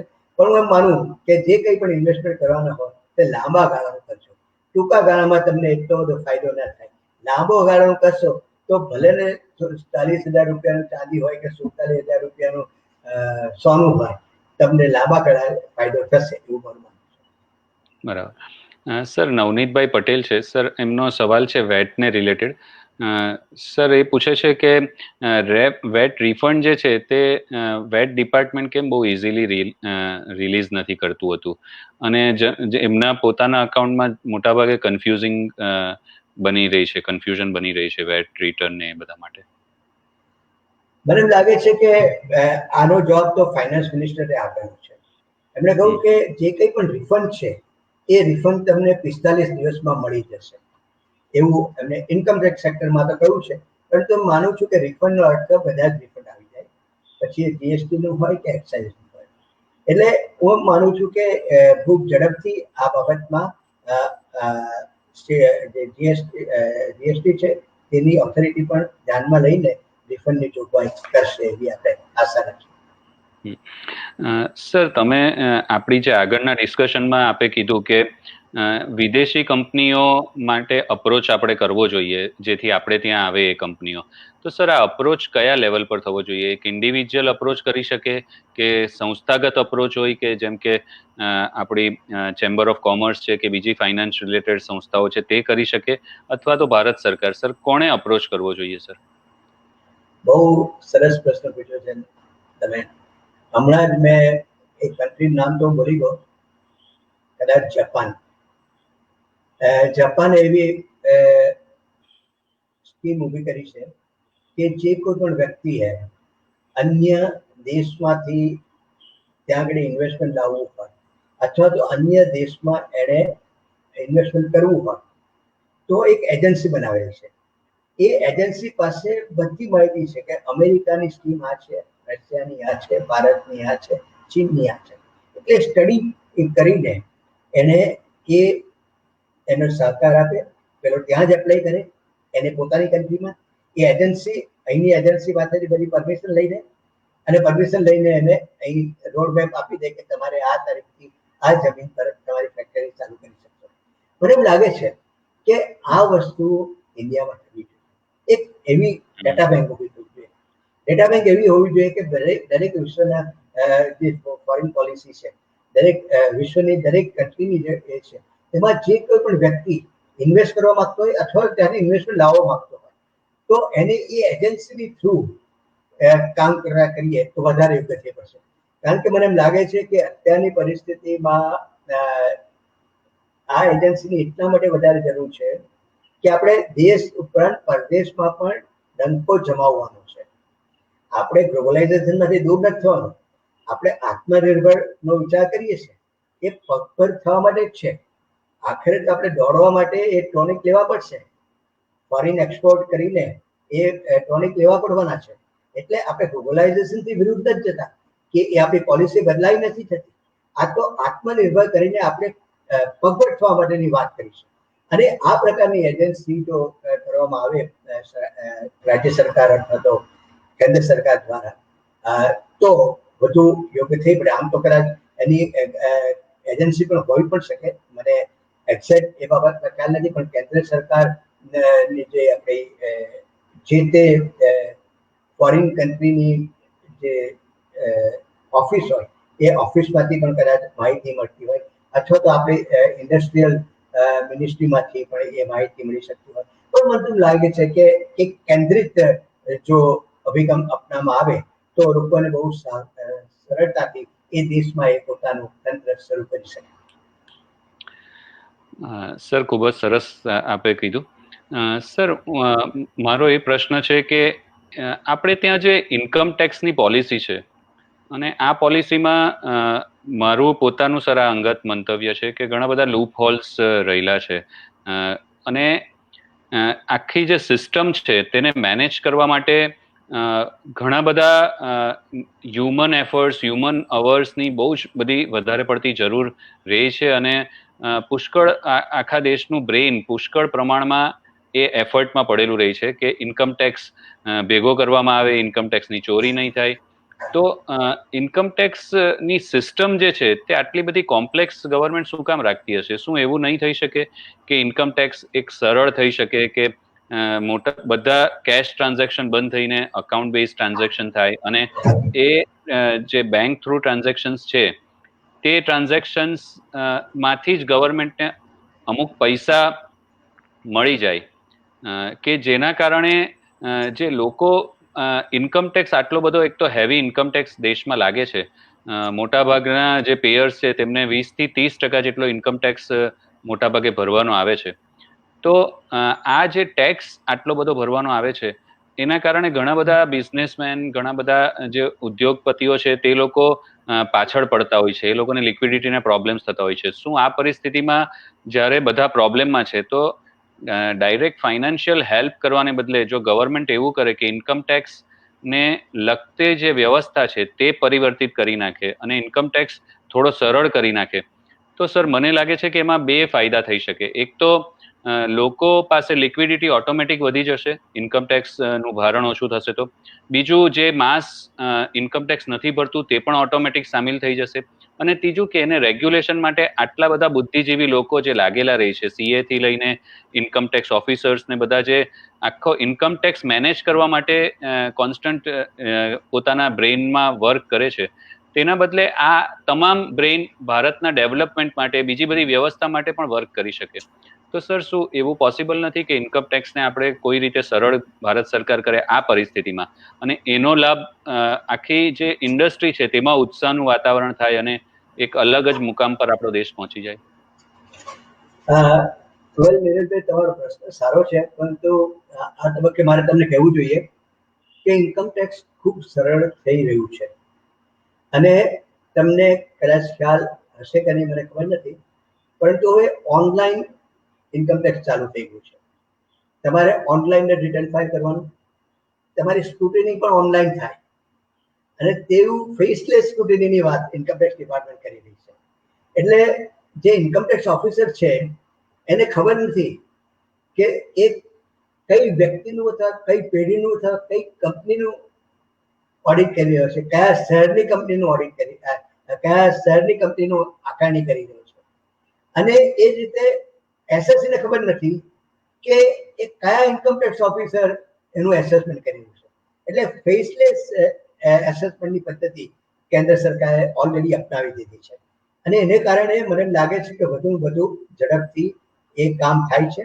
અને જે સરળતા આવવી જોઈએ, આજથી 10 વર્ષ પહેલા આપણે ઇન્કમ ટેક્સના રિફંડ લેવા માટે ત્યાં જવું પડતું હતું, હવે સીધું ઓનલાઈન તમારા ખાતામાં જમા થઈ જાય છે. એ હકીકત છે. એની જે સિસ્ટમ છે બધું કોમ્પ્યુટરાઇઝ થઈ ગયું. ઇન્કમ ટેક્સ રિટર્ન ફાઇલ કરવાનું કોમ્પ્યુટરાઇઝ થઈ ગયું, એનું એસેસમેન્ટ કોમ્પ્યુટરાઇઝ થઈ ગયું, એનું ફેસલેસ એસેસમેન્ટ થઈ ગયું. એટલે ખાલી પહેલા તો એવું હતું કે ખાલી કોમ્પ્યુટર પર તમે જવાબ લઈને જાઓ, પણ આખરે ઇન્કમ ટેક્સ ઓફિસરની સામે જઈને તમારે બેસવું પડતું. હવે નથી બેસવું પડતું. હવે તમને ખબર જ નથી કે તમારો ઇન્કમ ટેક્સ ઓફિસર કોણ છે, અને ઇન્કમ ટેક્સ ઓફિસરને ખબર નથી કે તમે કોનું એસેસમેન્ટ કરી રહ્યા. એટલે આ બધું સરળતા આવી ગઈ છે. પરંતુ આ તમે જે પ્રશ્ન કર્યો ને તેમાંથી એક વાત મને યાદ આવે છે, જે બીજી વાત છે પણ હું આ તબક્કે લઈ લઉં. હવે આ જે કોરોના પછીની દુનિયા છે ને એ ઘણી બદલાઈ ગઈ. હમણાં ઝોમેટો નામની એક કંપનીએ કાલે ડિક્લેર કર્યું કે મારે પ્રોડક્શનમાં હવે આટલા માણસોની જરૂર નથી. એણે 13% એમ્પ્લોયીને નોકરીમાંથી કાઢી મૂક્યા. એમણે એના જે એમ્પ્લોય છે તેનો બાકીનાને એમ કહ્યું કે ભાઈ તને 50% જ મળશે, કારણ કે મારી પરિસ્થિતિ હવે એવી નથી કે હું તને આટલો બધો પગાર આપી શકું. એટલે હવેનો પ્રશ્ન જે આવવાનો છે તે આનો પણ છે કે જે કારીગરોને હવે જોબ નથી મળી તેને જોબ કઈ રીતે મળે.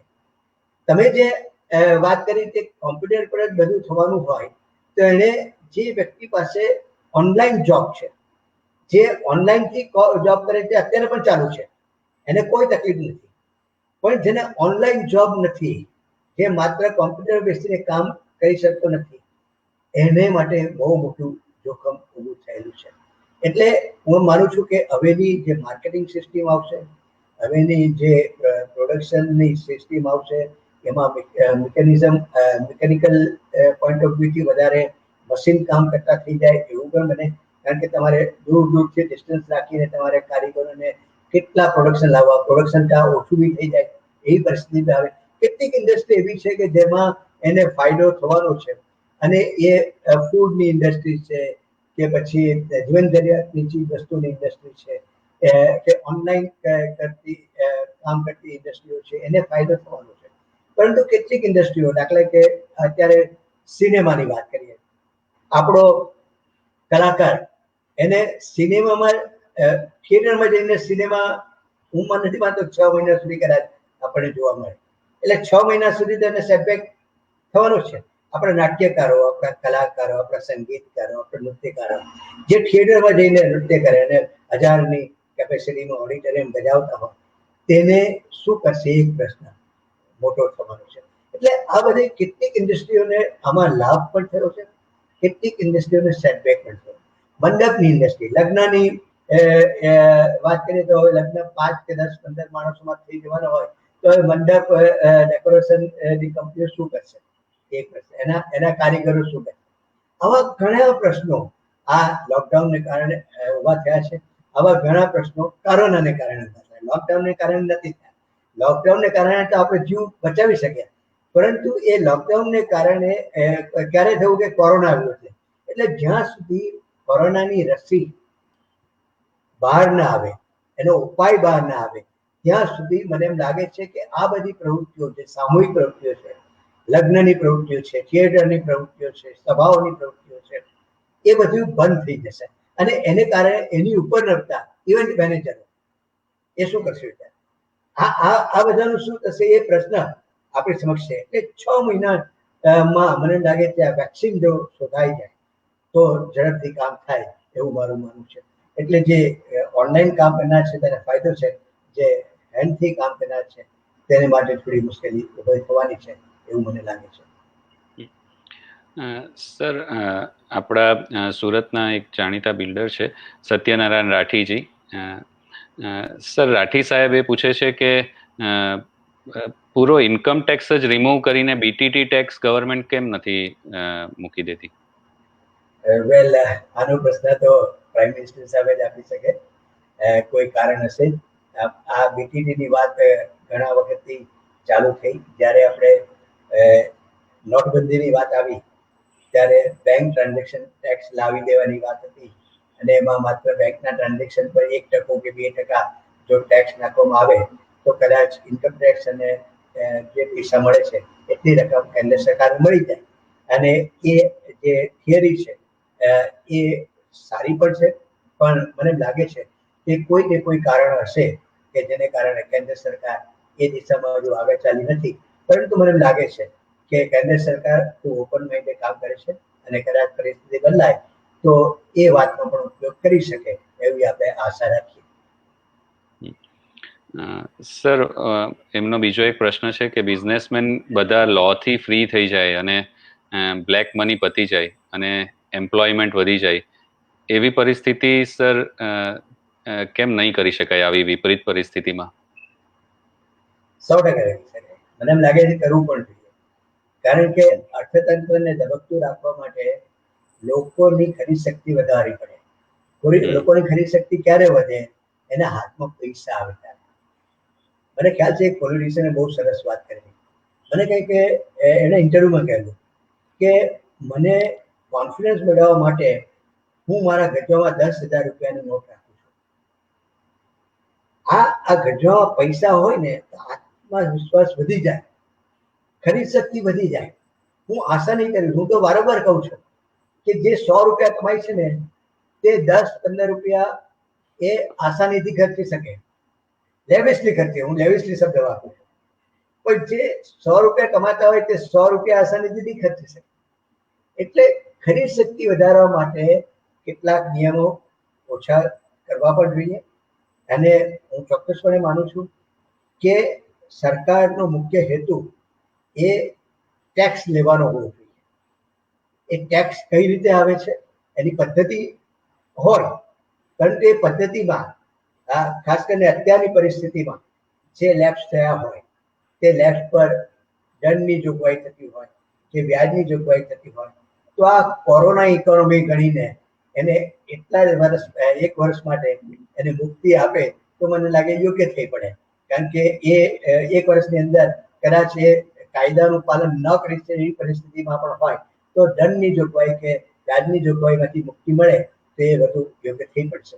પણ મને લાગે છે કે આખરે તો જ્યાં સુધી આપણે એમ નક્કી ન કરીએ કે આપણે આ દેશને અર્થતંત્રને ઉભો કરવો છે, આપણે જ્યાં સુધી નાગરિક તરીકે આપણા સરકારને સહકાર ન આપીએ ત્યાં સુધી આપણો દેશ ઉભો ના થશે. એક પ્રાઇમ મિનિસ્ટર સરસ મજાની પોલિસી બનાવી શકે, એક નાણામંત્રી સરસ મજાનો કાયદો બનાવી શકે, એક બેન્કિંગ સેક્ટર તમને સરસ મજાના પૈસા આપી શકે, પરંતુ એ સરસ મજાના પૈસા આપણી પાસે આવ્યા પછી એનો પ્રોડક્ટિવ ઉપયોગ કરીને એમાંથી કમાણી કરીને આપણે આપણા કુટુંબને પગભર કરીએ, આપણા રાજ્યને પગભર કરીએ અને આપણા દેશને પગભર કરીએ, તો જ મને એમ લાગે છે કે આત્મનિર્ભર થવાની જે આપણી માન્ય વડાપ્રધાનની વાત છે તે ફળીભૂત થશે. સર, મેહુલભાઈ ચોકસી છે તે પૂછે છે કે લિક્વિડિટી બધાની ખૂબ જ ઓછી થઈ રહેલી છે, ઇટ ઇઝ ગોઈંગ ડાઉન, અને ઓવરહેડ્સ તો બધાના ચાલુ જ છે. તો સર, આને કેવી રીતે કોપ અપ કરી શકાય આ સિચ્યુએશનને? મને લાગે છે પાછળથી જોડાયા લાગે છે, કારણ કે આ બાબતમાં આપણે બહુ વિસ્તૃત ચર્ચા કરી કે ગવર્મેન્ટે 3 લાખ કરોડ જેવી માત્ર રકમ આ અર્થતંત્રમાં ફાળવી છે. એટલે નાણાંનો સ્ત્રોત આરબીઆઈ થ્રુ બેંક થ્રુ તમારી પાસે પહોંચવાનો છે. એટલે લિક્વિડિટી માટે તમારે બેંકનો એપ્રોચ કરવો પડશે અને તમને એ બેંક લોન 4 વર્ષ માટે મળવાની છે. પહેલું વર્ષ તમારે એક પણ પૈસો આપવાનો નથી, 3 વર્ષમાં તમારે રિપેમેન્ટ કરવાનું છે. એટલે આ એક સરસ જોગવાઈ એમએસએમઈ સેક્ટર માટે છે. એનો આપ લાભ લો તો તમે તમારા ઉદ્યોગને બચાવી શકશો અને નાણાંનો સદુપયોગ કરી શકશો. સર, જ્યારે આ પરિસ્થિતિ છે અને તમે એક કંપનીનું ઉદાહરણ આપ્યું કે એણે ઘણા બધા એમ્પ્લોયીને છૂટા કર્યા, અને આઈ થિંક આ થવાનું જ છે આગળ જતા. ઘણા બધી કંપનીઓએ પોતાના એમ્પ્લોય ઓછા કરવા પડશે સમય જતા. કદાચ બધી પરિસ્થિતિ પાછી ઠાળે પડે ને રીએમ્પ્લોયમેન્ટ થાય, પણ આજની પરિસ્થિતિમાં તો જોબલેસ ઘણા લોકો થશે. તો સર, આ સમયે જે લેબર કલ્ચર છે તેના વિશે તમે શું કહો છો? અને લેબર લોઝ ને બધું જે છે તે કંપનીઓને નુકસાન કરશે કે એનાથી નહીં વાંધો આવે? સર, વેલ, લેબર લોઝ માટે પણ નાણાપ્રધાને વાત કરી કે લેબર લોઝ નવા બનાવવાની અને લોકોની ફેર ના બનાવવાની વાત થઈ રહી છે. એટલે એ સિસ્ટમ કાયદાઓ પણ બદલાઈ રહ્યા છે અને કેટલાય કાયદાઓ આ સરકારે ડિલીટ કર્યા છે આ 5-7 વર્ષમાં. એટલે કેટલાક કાયદાઓ નાબૂદ કર્યા છે, જેની જરૂર નથી તેવા કાયદાઓ નાબૂદ પણ કર્યા છે અને કેટલાક કાયદાઓમાં સુધારો કર્યો છે. એટલે મને લાગે છે કે જોબ અત્યારે જતી હોય તેને માટે તો એક ચોક્કસ પ્લાન પ્રશ્ન રહે કે એને બીજી જોબ શોધવી પડે, પરંતુ એને જોબ શોધવા વાંધો ના આવે એવી જોગવાઈઓ મને લાગે છે આપણે સમાજ જ ઊભી કરવી પડશે. એને પોતે પણ માઇન્ડ એપ્લાય કરીને પોતાની જે આવડત છે, પોતાની જે સ્કિલ છે એ સ્કિલ ડેવલપ કરીને એને પોતાની રીતે જોબ મેળવવાનો પ્રયત્ન કરી શકશે. જ્યાં જ્યાં ગવર્મેન્ટની એમ્પ્લોયમેન્ટ હશે ત્યાં પણ તમે એપ્લાય કરી શકશો, અથવા તો બીજી હવે તો એટલું બધું ઓનલાઈન થઈ ગયું છે કે તમને તમારા ક્ષેત્રમાં બધી જગ્યાએ વેકેન્સી હોય તો ઓનલાઈન દેખાય છે, તો તેમાં પણ તમે એપ્લાય કરી શકો. પણ કાયદાકીય દ્રષ્ટિએ મને લાગે છે કેન્દ્ર સરકાર એ બાબતમાં સજાગ છે અને કાયદાઓ મજદૂરની ફેવરમાં, કામદારોની ફેવરમાં કરવાનો પ્રયત્ન કેન્દ્ર સરકાર કરી રહી છે, એટલું અત્યારે તો કહી શકું. સર, કામદારોની ફેવરમાં જો કાયદા વધારે કડક કરવામાં આવે તો બિઝનેસમેન કેવી રીતે સર્વાઈવ કરી શકશે અને કેવી રીતે પ્રોફિટ જનરેટ કરી શકશે? કારણ કે ઇન્ડસ્ટ્રીને પોતાને પણ તો પ્રોબ્લેમ છે, મોટાભાગની ઇન્ડસ્ટ્રીઝને. હું માનું છું કે કામદારોની ફેરમાં જ્યારે કાયદાનો સુધારો કરવામાં આવે એનો અર્થ નથી કે ઇન્ડસ્ટ્રીની વિરુદ્ધમાં આવે, કારણ કે કેન્દ્ર સરકાર તો બંને માટે પ્રજા છે. ઇન્ડસ્ટ્રીના માણસો પણ પ્રજા છે અને કામદારો પણ પ્રજા છે. કેન્દ્ર સરકારનું કામ એ બેલેન્સ કરવાનું છે અને બેલેન્સ કરીને એને કાયદાઓ બનાવવાનો છે. માત્ર એક વ્યક્તિને કેન્દ્રમાં રાખીને કાયદો બનતો હોતો નથી. એટલે મને કે એવી ચિંતા કરવાની જરૂર નથી કે કામદારોની ફેરમાં જ બધું આવે અને ઇન્ડસ્ટ્રીને માર પડી જાય, એવું થશે નહીં, એવું મારું માનવું છે. બરાબર. સર, અમુક છેલ્લા 2 પ્રશ્નો આપણે લઈ લઈએ. સર, એક પ્રશ્ન એ છે કે જે રીતે પરિસ્થિતિ છે એમાં કદાચ એવું પણ થાય કે આગળ જતા ઘણી બધી કંપનીઓ બેંકની જે લોન અમાઉન્ટ છે તે રીપે નહીં કરી શકે અને કંપનીઓ બંધ પણ કરવાનો વારો આવી શકે. આવી પરિસ્થિતિમાં સર, શું આપને એવું લાગે છે કે બેન્કિંગ સેક્ટર જે છે તે ઓલરેડી ઇન્ડિયાનું બેન્કિંગ સેક્ટર ઘણું રિસન્ટ પાસ્ટમાં ઘણું ડિસ્ટર્બ રહ્યું છે અને ઘણી બધી બેંકોનું મર્જર થયું છે, અમુક બેંકો ડિફોલ્ટર પણ થઈ છે. તો આ પરિસ્થિતિમાં આગળ જોતા બેન્કિંગ સેક્ટર વધારે ડિસ્ટર્બ થવાના સ્કોપ ઇન્ડિયામાં લાગે છે આપને, કે જેના કારણે ઓવરઓલ ઇન્ડસ્ટ્રીનું પિક્ચર છે તે ઓર ધૂંધળું થાય ને ઓર કેઓસ ક્રિએટ થાય? આપણે માં જૂની કહેવત છે નીરજભાઈ, દૂધનો દાજેલો છાશ મૂકીને પીએ. એટલે હવે બેન્કિંગ સેક્ટર સજાગ થઈ ગયું છે. એ લોન આપશે તે પણ સમજીને આપવાની છે, કારણ કે એને પણ જવાબદારી છે.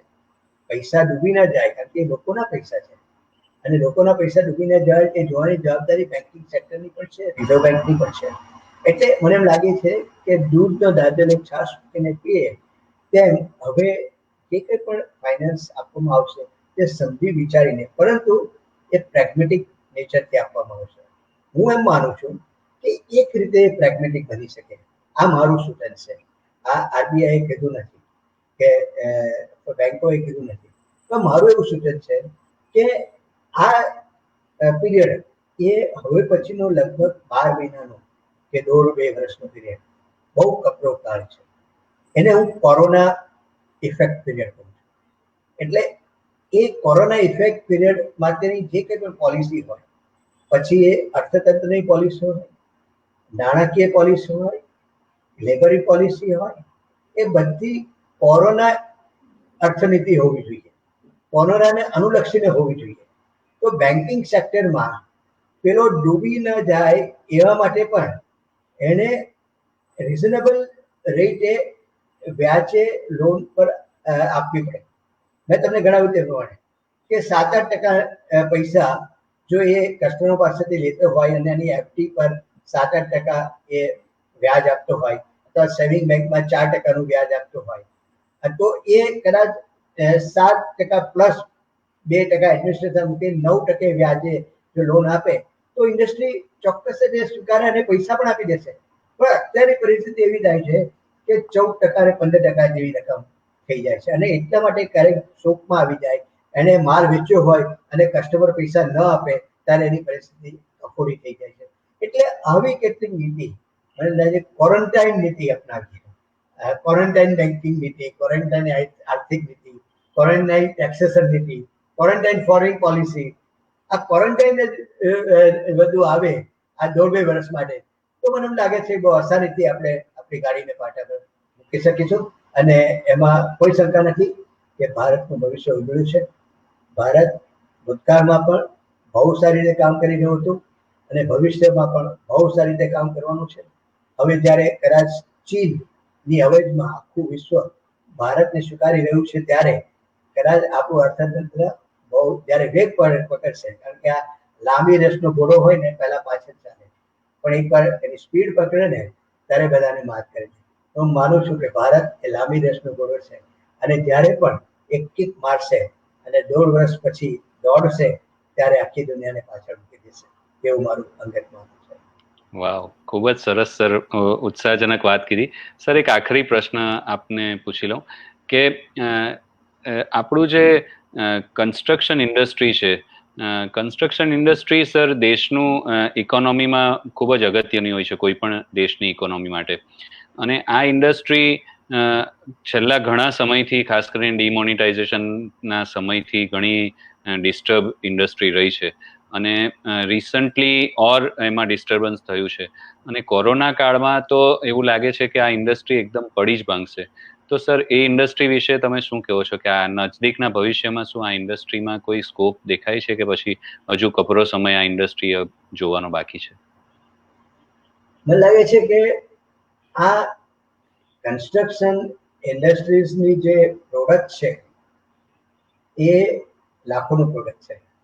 એ શાકભાજી નથી કે આપણે એને રોજની જેમ ખરીદી શકીએ. હાઉસિંગ સેક્ટરમાં પ્રોત્સાહન આપવા માટે કેન્દ્ર સરકારે કાલે એક વાત કરી છે કે હાઉસિંગ સેક્ટરને માટે એક બહુ સરસ વાત કરી કે મજદૂરો, શ્રમિક જે ટ્રાન્ઝિટ મજદૂરો છે, માઇગ્રેટ મજદૂરો છે, એને માટે દરેક શહેરમાં એક લો રેન્ટની હાઉસિંગ ઊભું કરવામાં આવશે, એને ઓછા ભાડાની સવલતનું મકાન પૂરું પાડવામાં આવશે. જ્યારે કેન્દ્ર સરકાર કે રાજ્ય સરકાર ઓછા ભાવે કન્સ્ટ્રક્શનની એક્ટિવિટી ચાલુ કરે તો એમાં મોમેન્ટમ આવવાનું છે, અને એને કારણે શ્રમિકોને ઓછા ભાડામાં રહેવાની જગ્યા મળશે. હાઉસિંગ સેક્ટરને પ્રોત્સાહન આપવા માટે મેં તમને કહ્યું તે પ્રમાણે કેન્દ્ર સરકારે 4500 જેટલી રકમ અને 30,000 કરોડ રૂપિયાની રકમ એનબીએફસી અને હાઉસિંગ ફાઇનાન્સ માટે ફાળવી છે. એ પણ પૈસા હાઉસિંગ સેક્ટર મળે છે, એની એક્ટિવિટી તો ચાલુ જ રહેવાની છે. મને લાગે છે કે અત્યારે હાઉસિંગ સેક્ટરે પોતાના જે કંઈ પણ કામ છે તે ચાલુ રાખીને જે અધૂરા પ્રોજેક્ટ છે તે પૂરા કરવા જોઈએ. આ લોનમાંથી લઈને એક દિવસ ચોક્કસ આવવાનું છે કે પૈસા એમને મળવાના છે. આ જ્યારે પૈસા એ લોકોના હાથમાં આવશે ત્યારે એ લોકો એમાં વધારે સારી રીતે સમજાવશે અને એ દિશામાં આગળ વધશે. પરંતુ અત્યારે તમે જે પેલો પ્રશ્ન કર્યો ને કે જેની પાસે ફાજલ પૈસા છે તેને હું અનુરોધ કરું છું કે જેની પાસે ફાજલ પૈસા છે, ફાજલ શબ્દ પર વધારે વાર મૂકું છું, જેની પાસે ફાજલ પૈસા છે તેને હાઉસિંગ સેક્ટરમાં મૂકવા જેવા છે. એટલા માટે કે મારી માન્યતા પ્રમાણે અત્યારે જે કંઈ પણ અવેલેબલ હાઉસિંગ છે, ફ્લેટ છે, તેમાં કદાચ બજાર માર્કેટ કરતા 30% ઓછા દરે તમને એ ફ્લેટ મળી જાય છે, કોમર્શિયલ દુકાનો મળી જાય છે. તો this is right time for investment for those who have extra money. એટલે મને લાગે છે કોઈ પણ વાત નીરજભાઈ અટકવાની નથી. આપણું હાઉસિંગ સેક્ટર પર ચાલવાનું છે, કન્સ્ટ્રક્શન ચાલવાનું છે, રોડ, રેલવે, રસ્તા, આ બધા કન્સ્ટ્રક્શનના કામો તો ચાલુ જ છે. અને એ જે કંઈ પણ વાત છે તેને કારણે એની આડઅસર હાઉસિંગ સેક્ટરમાં થતી જ જવાની છે. એટલે હું એમ નથી માનું કોઈ નિરાશાજનક આપણે પરિસ્થિતિ હાઉસિંગ સેક્ટરમાં ઊભી થવાની છે. એને પણ મને લાગે છે 1.5-2 વર્ષનો ગાળો સાચવી લેવાની જરૂર છે. Wonderful sir. સર આપની આજ્ઞા હોય તો એક છેલ્લો પ્રશ્ન ઓનલાઈન આવેલો છે તો હું લઈ લઉં સર. હાજી બોલો. હા, નફીસા બેન પૂછે છે સર કે પીએમ જે સ્કીમ આપે છે એની ફેસિલિટી લેવા માટે ભ્રષ્ટાચાર વચ્ચે નહીં થાય તેના માટે સર કોઈ સરકાર એક્શન લઈ રહેલી છે કે નથી? ચોક્કસ છે. હમણાં તો કેટલા બધા ફોન નંબર આપવામાં આવે છે રાજ્ય સરકાર અને કેન્દ્ર સરકાર દ્વારા કે કોઈ પણ વ્યક્તિ તમારી પાસે ખોટી રીતે પૈસા માંગે તો તમે એ ફોન નંબર પર જણાવી દો. તમે માનશો નહીં, એ ફોનની એટલી મોટી અસર થાય છે કે બીજે દિવસે પેલા એમ્પ્લોયીને ખરાબ પરિસ્થિતિમાં મુકાઈ જવું પડતું હોય છે. એટલે હવે આ ઓનલાઈન ટ્રાન્ઝેક્શનને કારણે કે બધું ઓનલાઈન થાય છે. એક વાત જે હું જેનો ડિરેક્ટર છું તે વાત કરવાની રહી ગઈ. હું બિન સવર્ણ જ્ઞાતિ માટે ગુજરાત સરકારે બિન અનામત શૈક્ષણિક અને આર્થિક વિકાસ નિગમની શરૂઆત કરી છે. એમાં હું અત્યારે ડિરેક્ટર છું. અમે જે કંઈ પણ એપ્લિકેશન આપીએ છીએ, એપ્લિકેશન લઈએ છીએ તે ઓનલાઈન લઈએ છીએ. અમે જે કંઈ પણ પૈસાની ફાળવણી કરીએ છીએ એના ખાતામાં સીધા જમા થાય છે, કોઈ પણ વચ્ચે નથી. અમે એજ્યુકેશન લોન, ફોરેન લોન માટે 15 લાખ રૂપિયા 4% વ્યાજે આપીએ છીએ. અમે દેશમાં મેડિકલના અભ્યાસ માટે 10 લાખ રૂપિયા 4% વ્યાજે આપીએ છીએ. અમે નાના ઉદ્યોગોને 10 લાખ રૂપિયા, સ્ત્રી હોય તો 4% વ્યાજે અને પુરુષ હોય તો 5% વ્યાજે આપીએ છીએ. અમે સહાયો આપીએ છીએ. અમે ભોજન સહાય આપીએ છીએ 1500 રૂપિયાની. એ કોઈ હોસ્ટેલનો વ્યક્તિ ભરતી હોય, મેડિકલનો સ્ટુડન્ટ, તો 1500 રૂપિયા એને ભોજન સહાય માટે આપીએ છીએ. અમે NEE અને આપણે JEE એ બધી એક્ઝામ માટે 20,000 રૂપિયા એજ્યુકેશન સહાય આપીએ છીએ. એને આપી દેવાના, પૈસા પાછા નહીં દેવાના. અને બેન્કિંગ સેક્ટરની એક્ઝામ આપવાની હોય, રેલવેની એક્ઝામ આપવાની હોય કે આપણે ગવર્મેન્ટની એક્ઝામ આપવાની હોય, GPSC કે UPSC, તો એમાં 20,000 રૂપિયા અમે શિક્ષણની સહાય આપીએ છીએ, શિક્ષણ માટે. આમ ઘણી સહાયો છે. આપણે ત્યાં લોકો સુધી માહિતી પહોંચી નથી, એને કારણે કદાચ ખબર નથી પડતી, એટલે આવા પ્રશ્નો ઉભા થાય છે. પણ નફીસાબેનને મારી ખાસ વિનંતી છે કે એવી ચિંતા કરશો નહીં, બધું ઓનલાઈન ચાલુ થઈ ગયું છે. અને ઓનલાઈન ચાલુ થવાને કારણે હવે ભ્રષ્ટાચાર તો નીલ જેવું પરિસ્થિતિમાં મુકાઈ જશે એવું મારું માનવું છે. અને જે ભ્રષ્ટાચાર કરતો હશે એ તો કરતો રહેવાનો છે, પણ એને ડામવાની જવાબદારી આપણા પર છે. કારણ કે ભ્રષ્ટાચાર બે હાથથી થાય છે. તમે આપો તો એ લે ને, તમે આપો જ નહીં તો એ ક્યાંથી લે? એટલે મને એમ લાગે છે કે નાગરિક તરીકે જો આપણે એને આપવાનું બંધ કરી દઈએ અને માત્ર કમ્પ્લેન કરીએ કે ભાઈ આ પૈસા મારે તને શેને આપવાના અને હું ઓનલાઈન રજીસ્ટર કરાવું છું મારી કમ્પ્લેન, તો એ માનો કે 100% 24 કલાકમાં તમને રિઝલ્ટ મળશે. Wonderful sir. આપે સર એ સવાલોના જે ઉત્તર આપ્યા સર એટલા ઇન્ટરેસ્ટિંગ છે કે ક્યાં 1.5 કલાકનો સમય વીતી ગયો ખબર જ નહીં પડી. It was fantastic sir. Sir આજનો કાર્યક્રમ પૂરું કરતા પહેલા હું આવતાકાલના કાર્યક્રમ માટે જરાક 2 મિનિટ દર્શકોને વાત કરી દઉં. હા, દર્શક મિત્રો, કાલે જે પ્રોગ્રામ છે તે અમારી આ જે સિરીઝ છે ડોક્ટર નીરજ શોની, તેનો સિરીઝનો જે રોજ પ્રોગ્રામ છે તેનો આ આખરી શો છે. આવતીકાલે જે અમારી સાથે ડોક્ટર છે તે સ્પાઇનના સર્જન છે અને સ્પાઇન સ્પેશિયાલિસ્ટ છે, doctor Dhruvin Patel sir. Doctor Dhruvin Patel sir એ બહુ મોટું નામ છે. આખા ઇન્ડિયામાં એ સ્પાઇનની સર્જરી કરવા માટે ડોક્ટર જાય છે અને ઘણી બધી હોસ્પિટલો આખા ઇન્ડિયાની એમને બોલાવે છે ખાસ સ્પાઇનની સર્જરી કરવા માટે. ખૂબ જ ઉમદા સર્જન છે, ખૂબ જ વ્યસ્ત સર્જન છે. ફોર્ચ્યુનેટલી એમણે આપની સાથે આવવા માટે અમને સમય આપ્યો છે.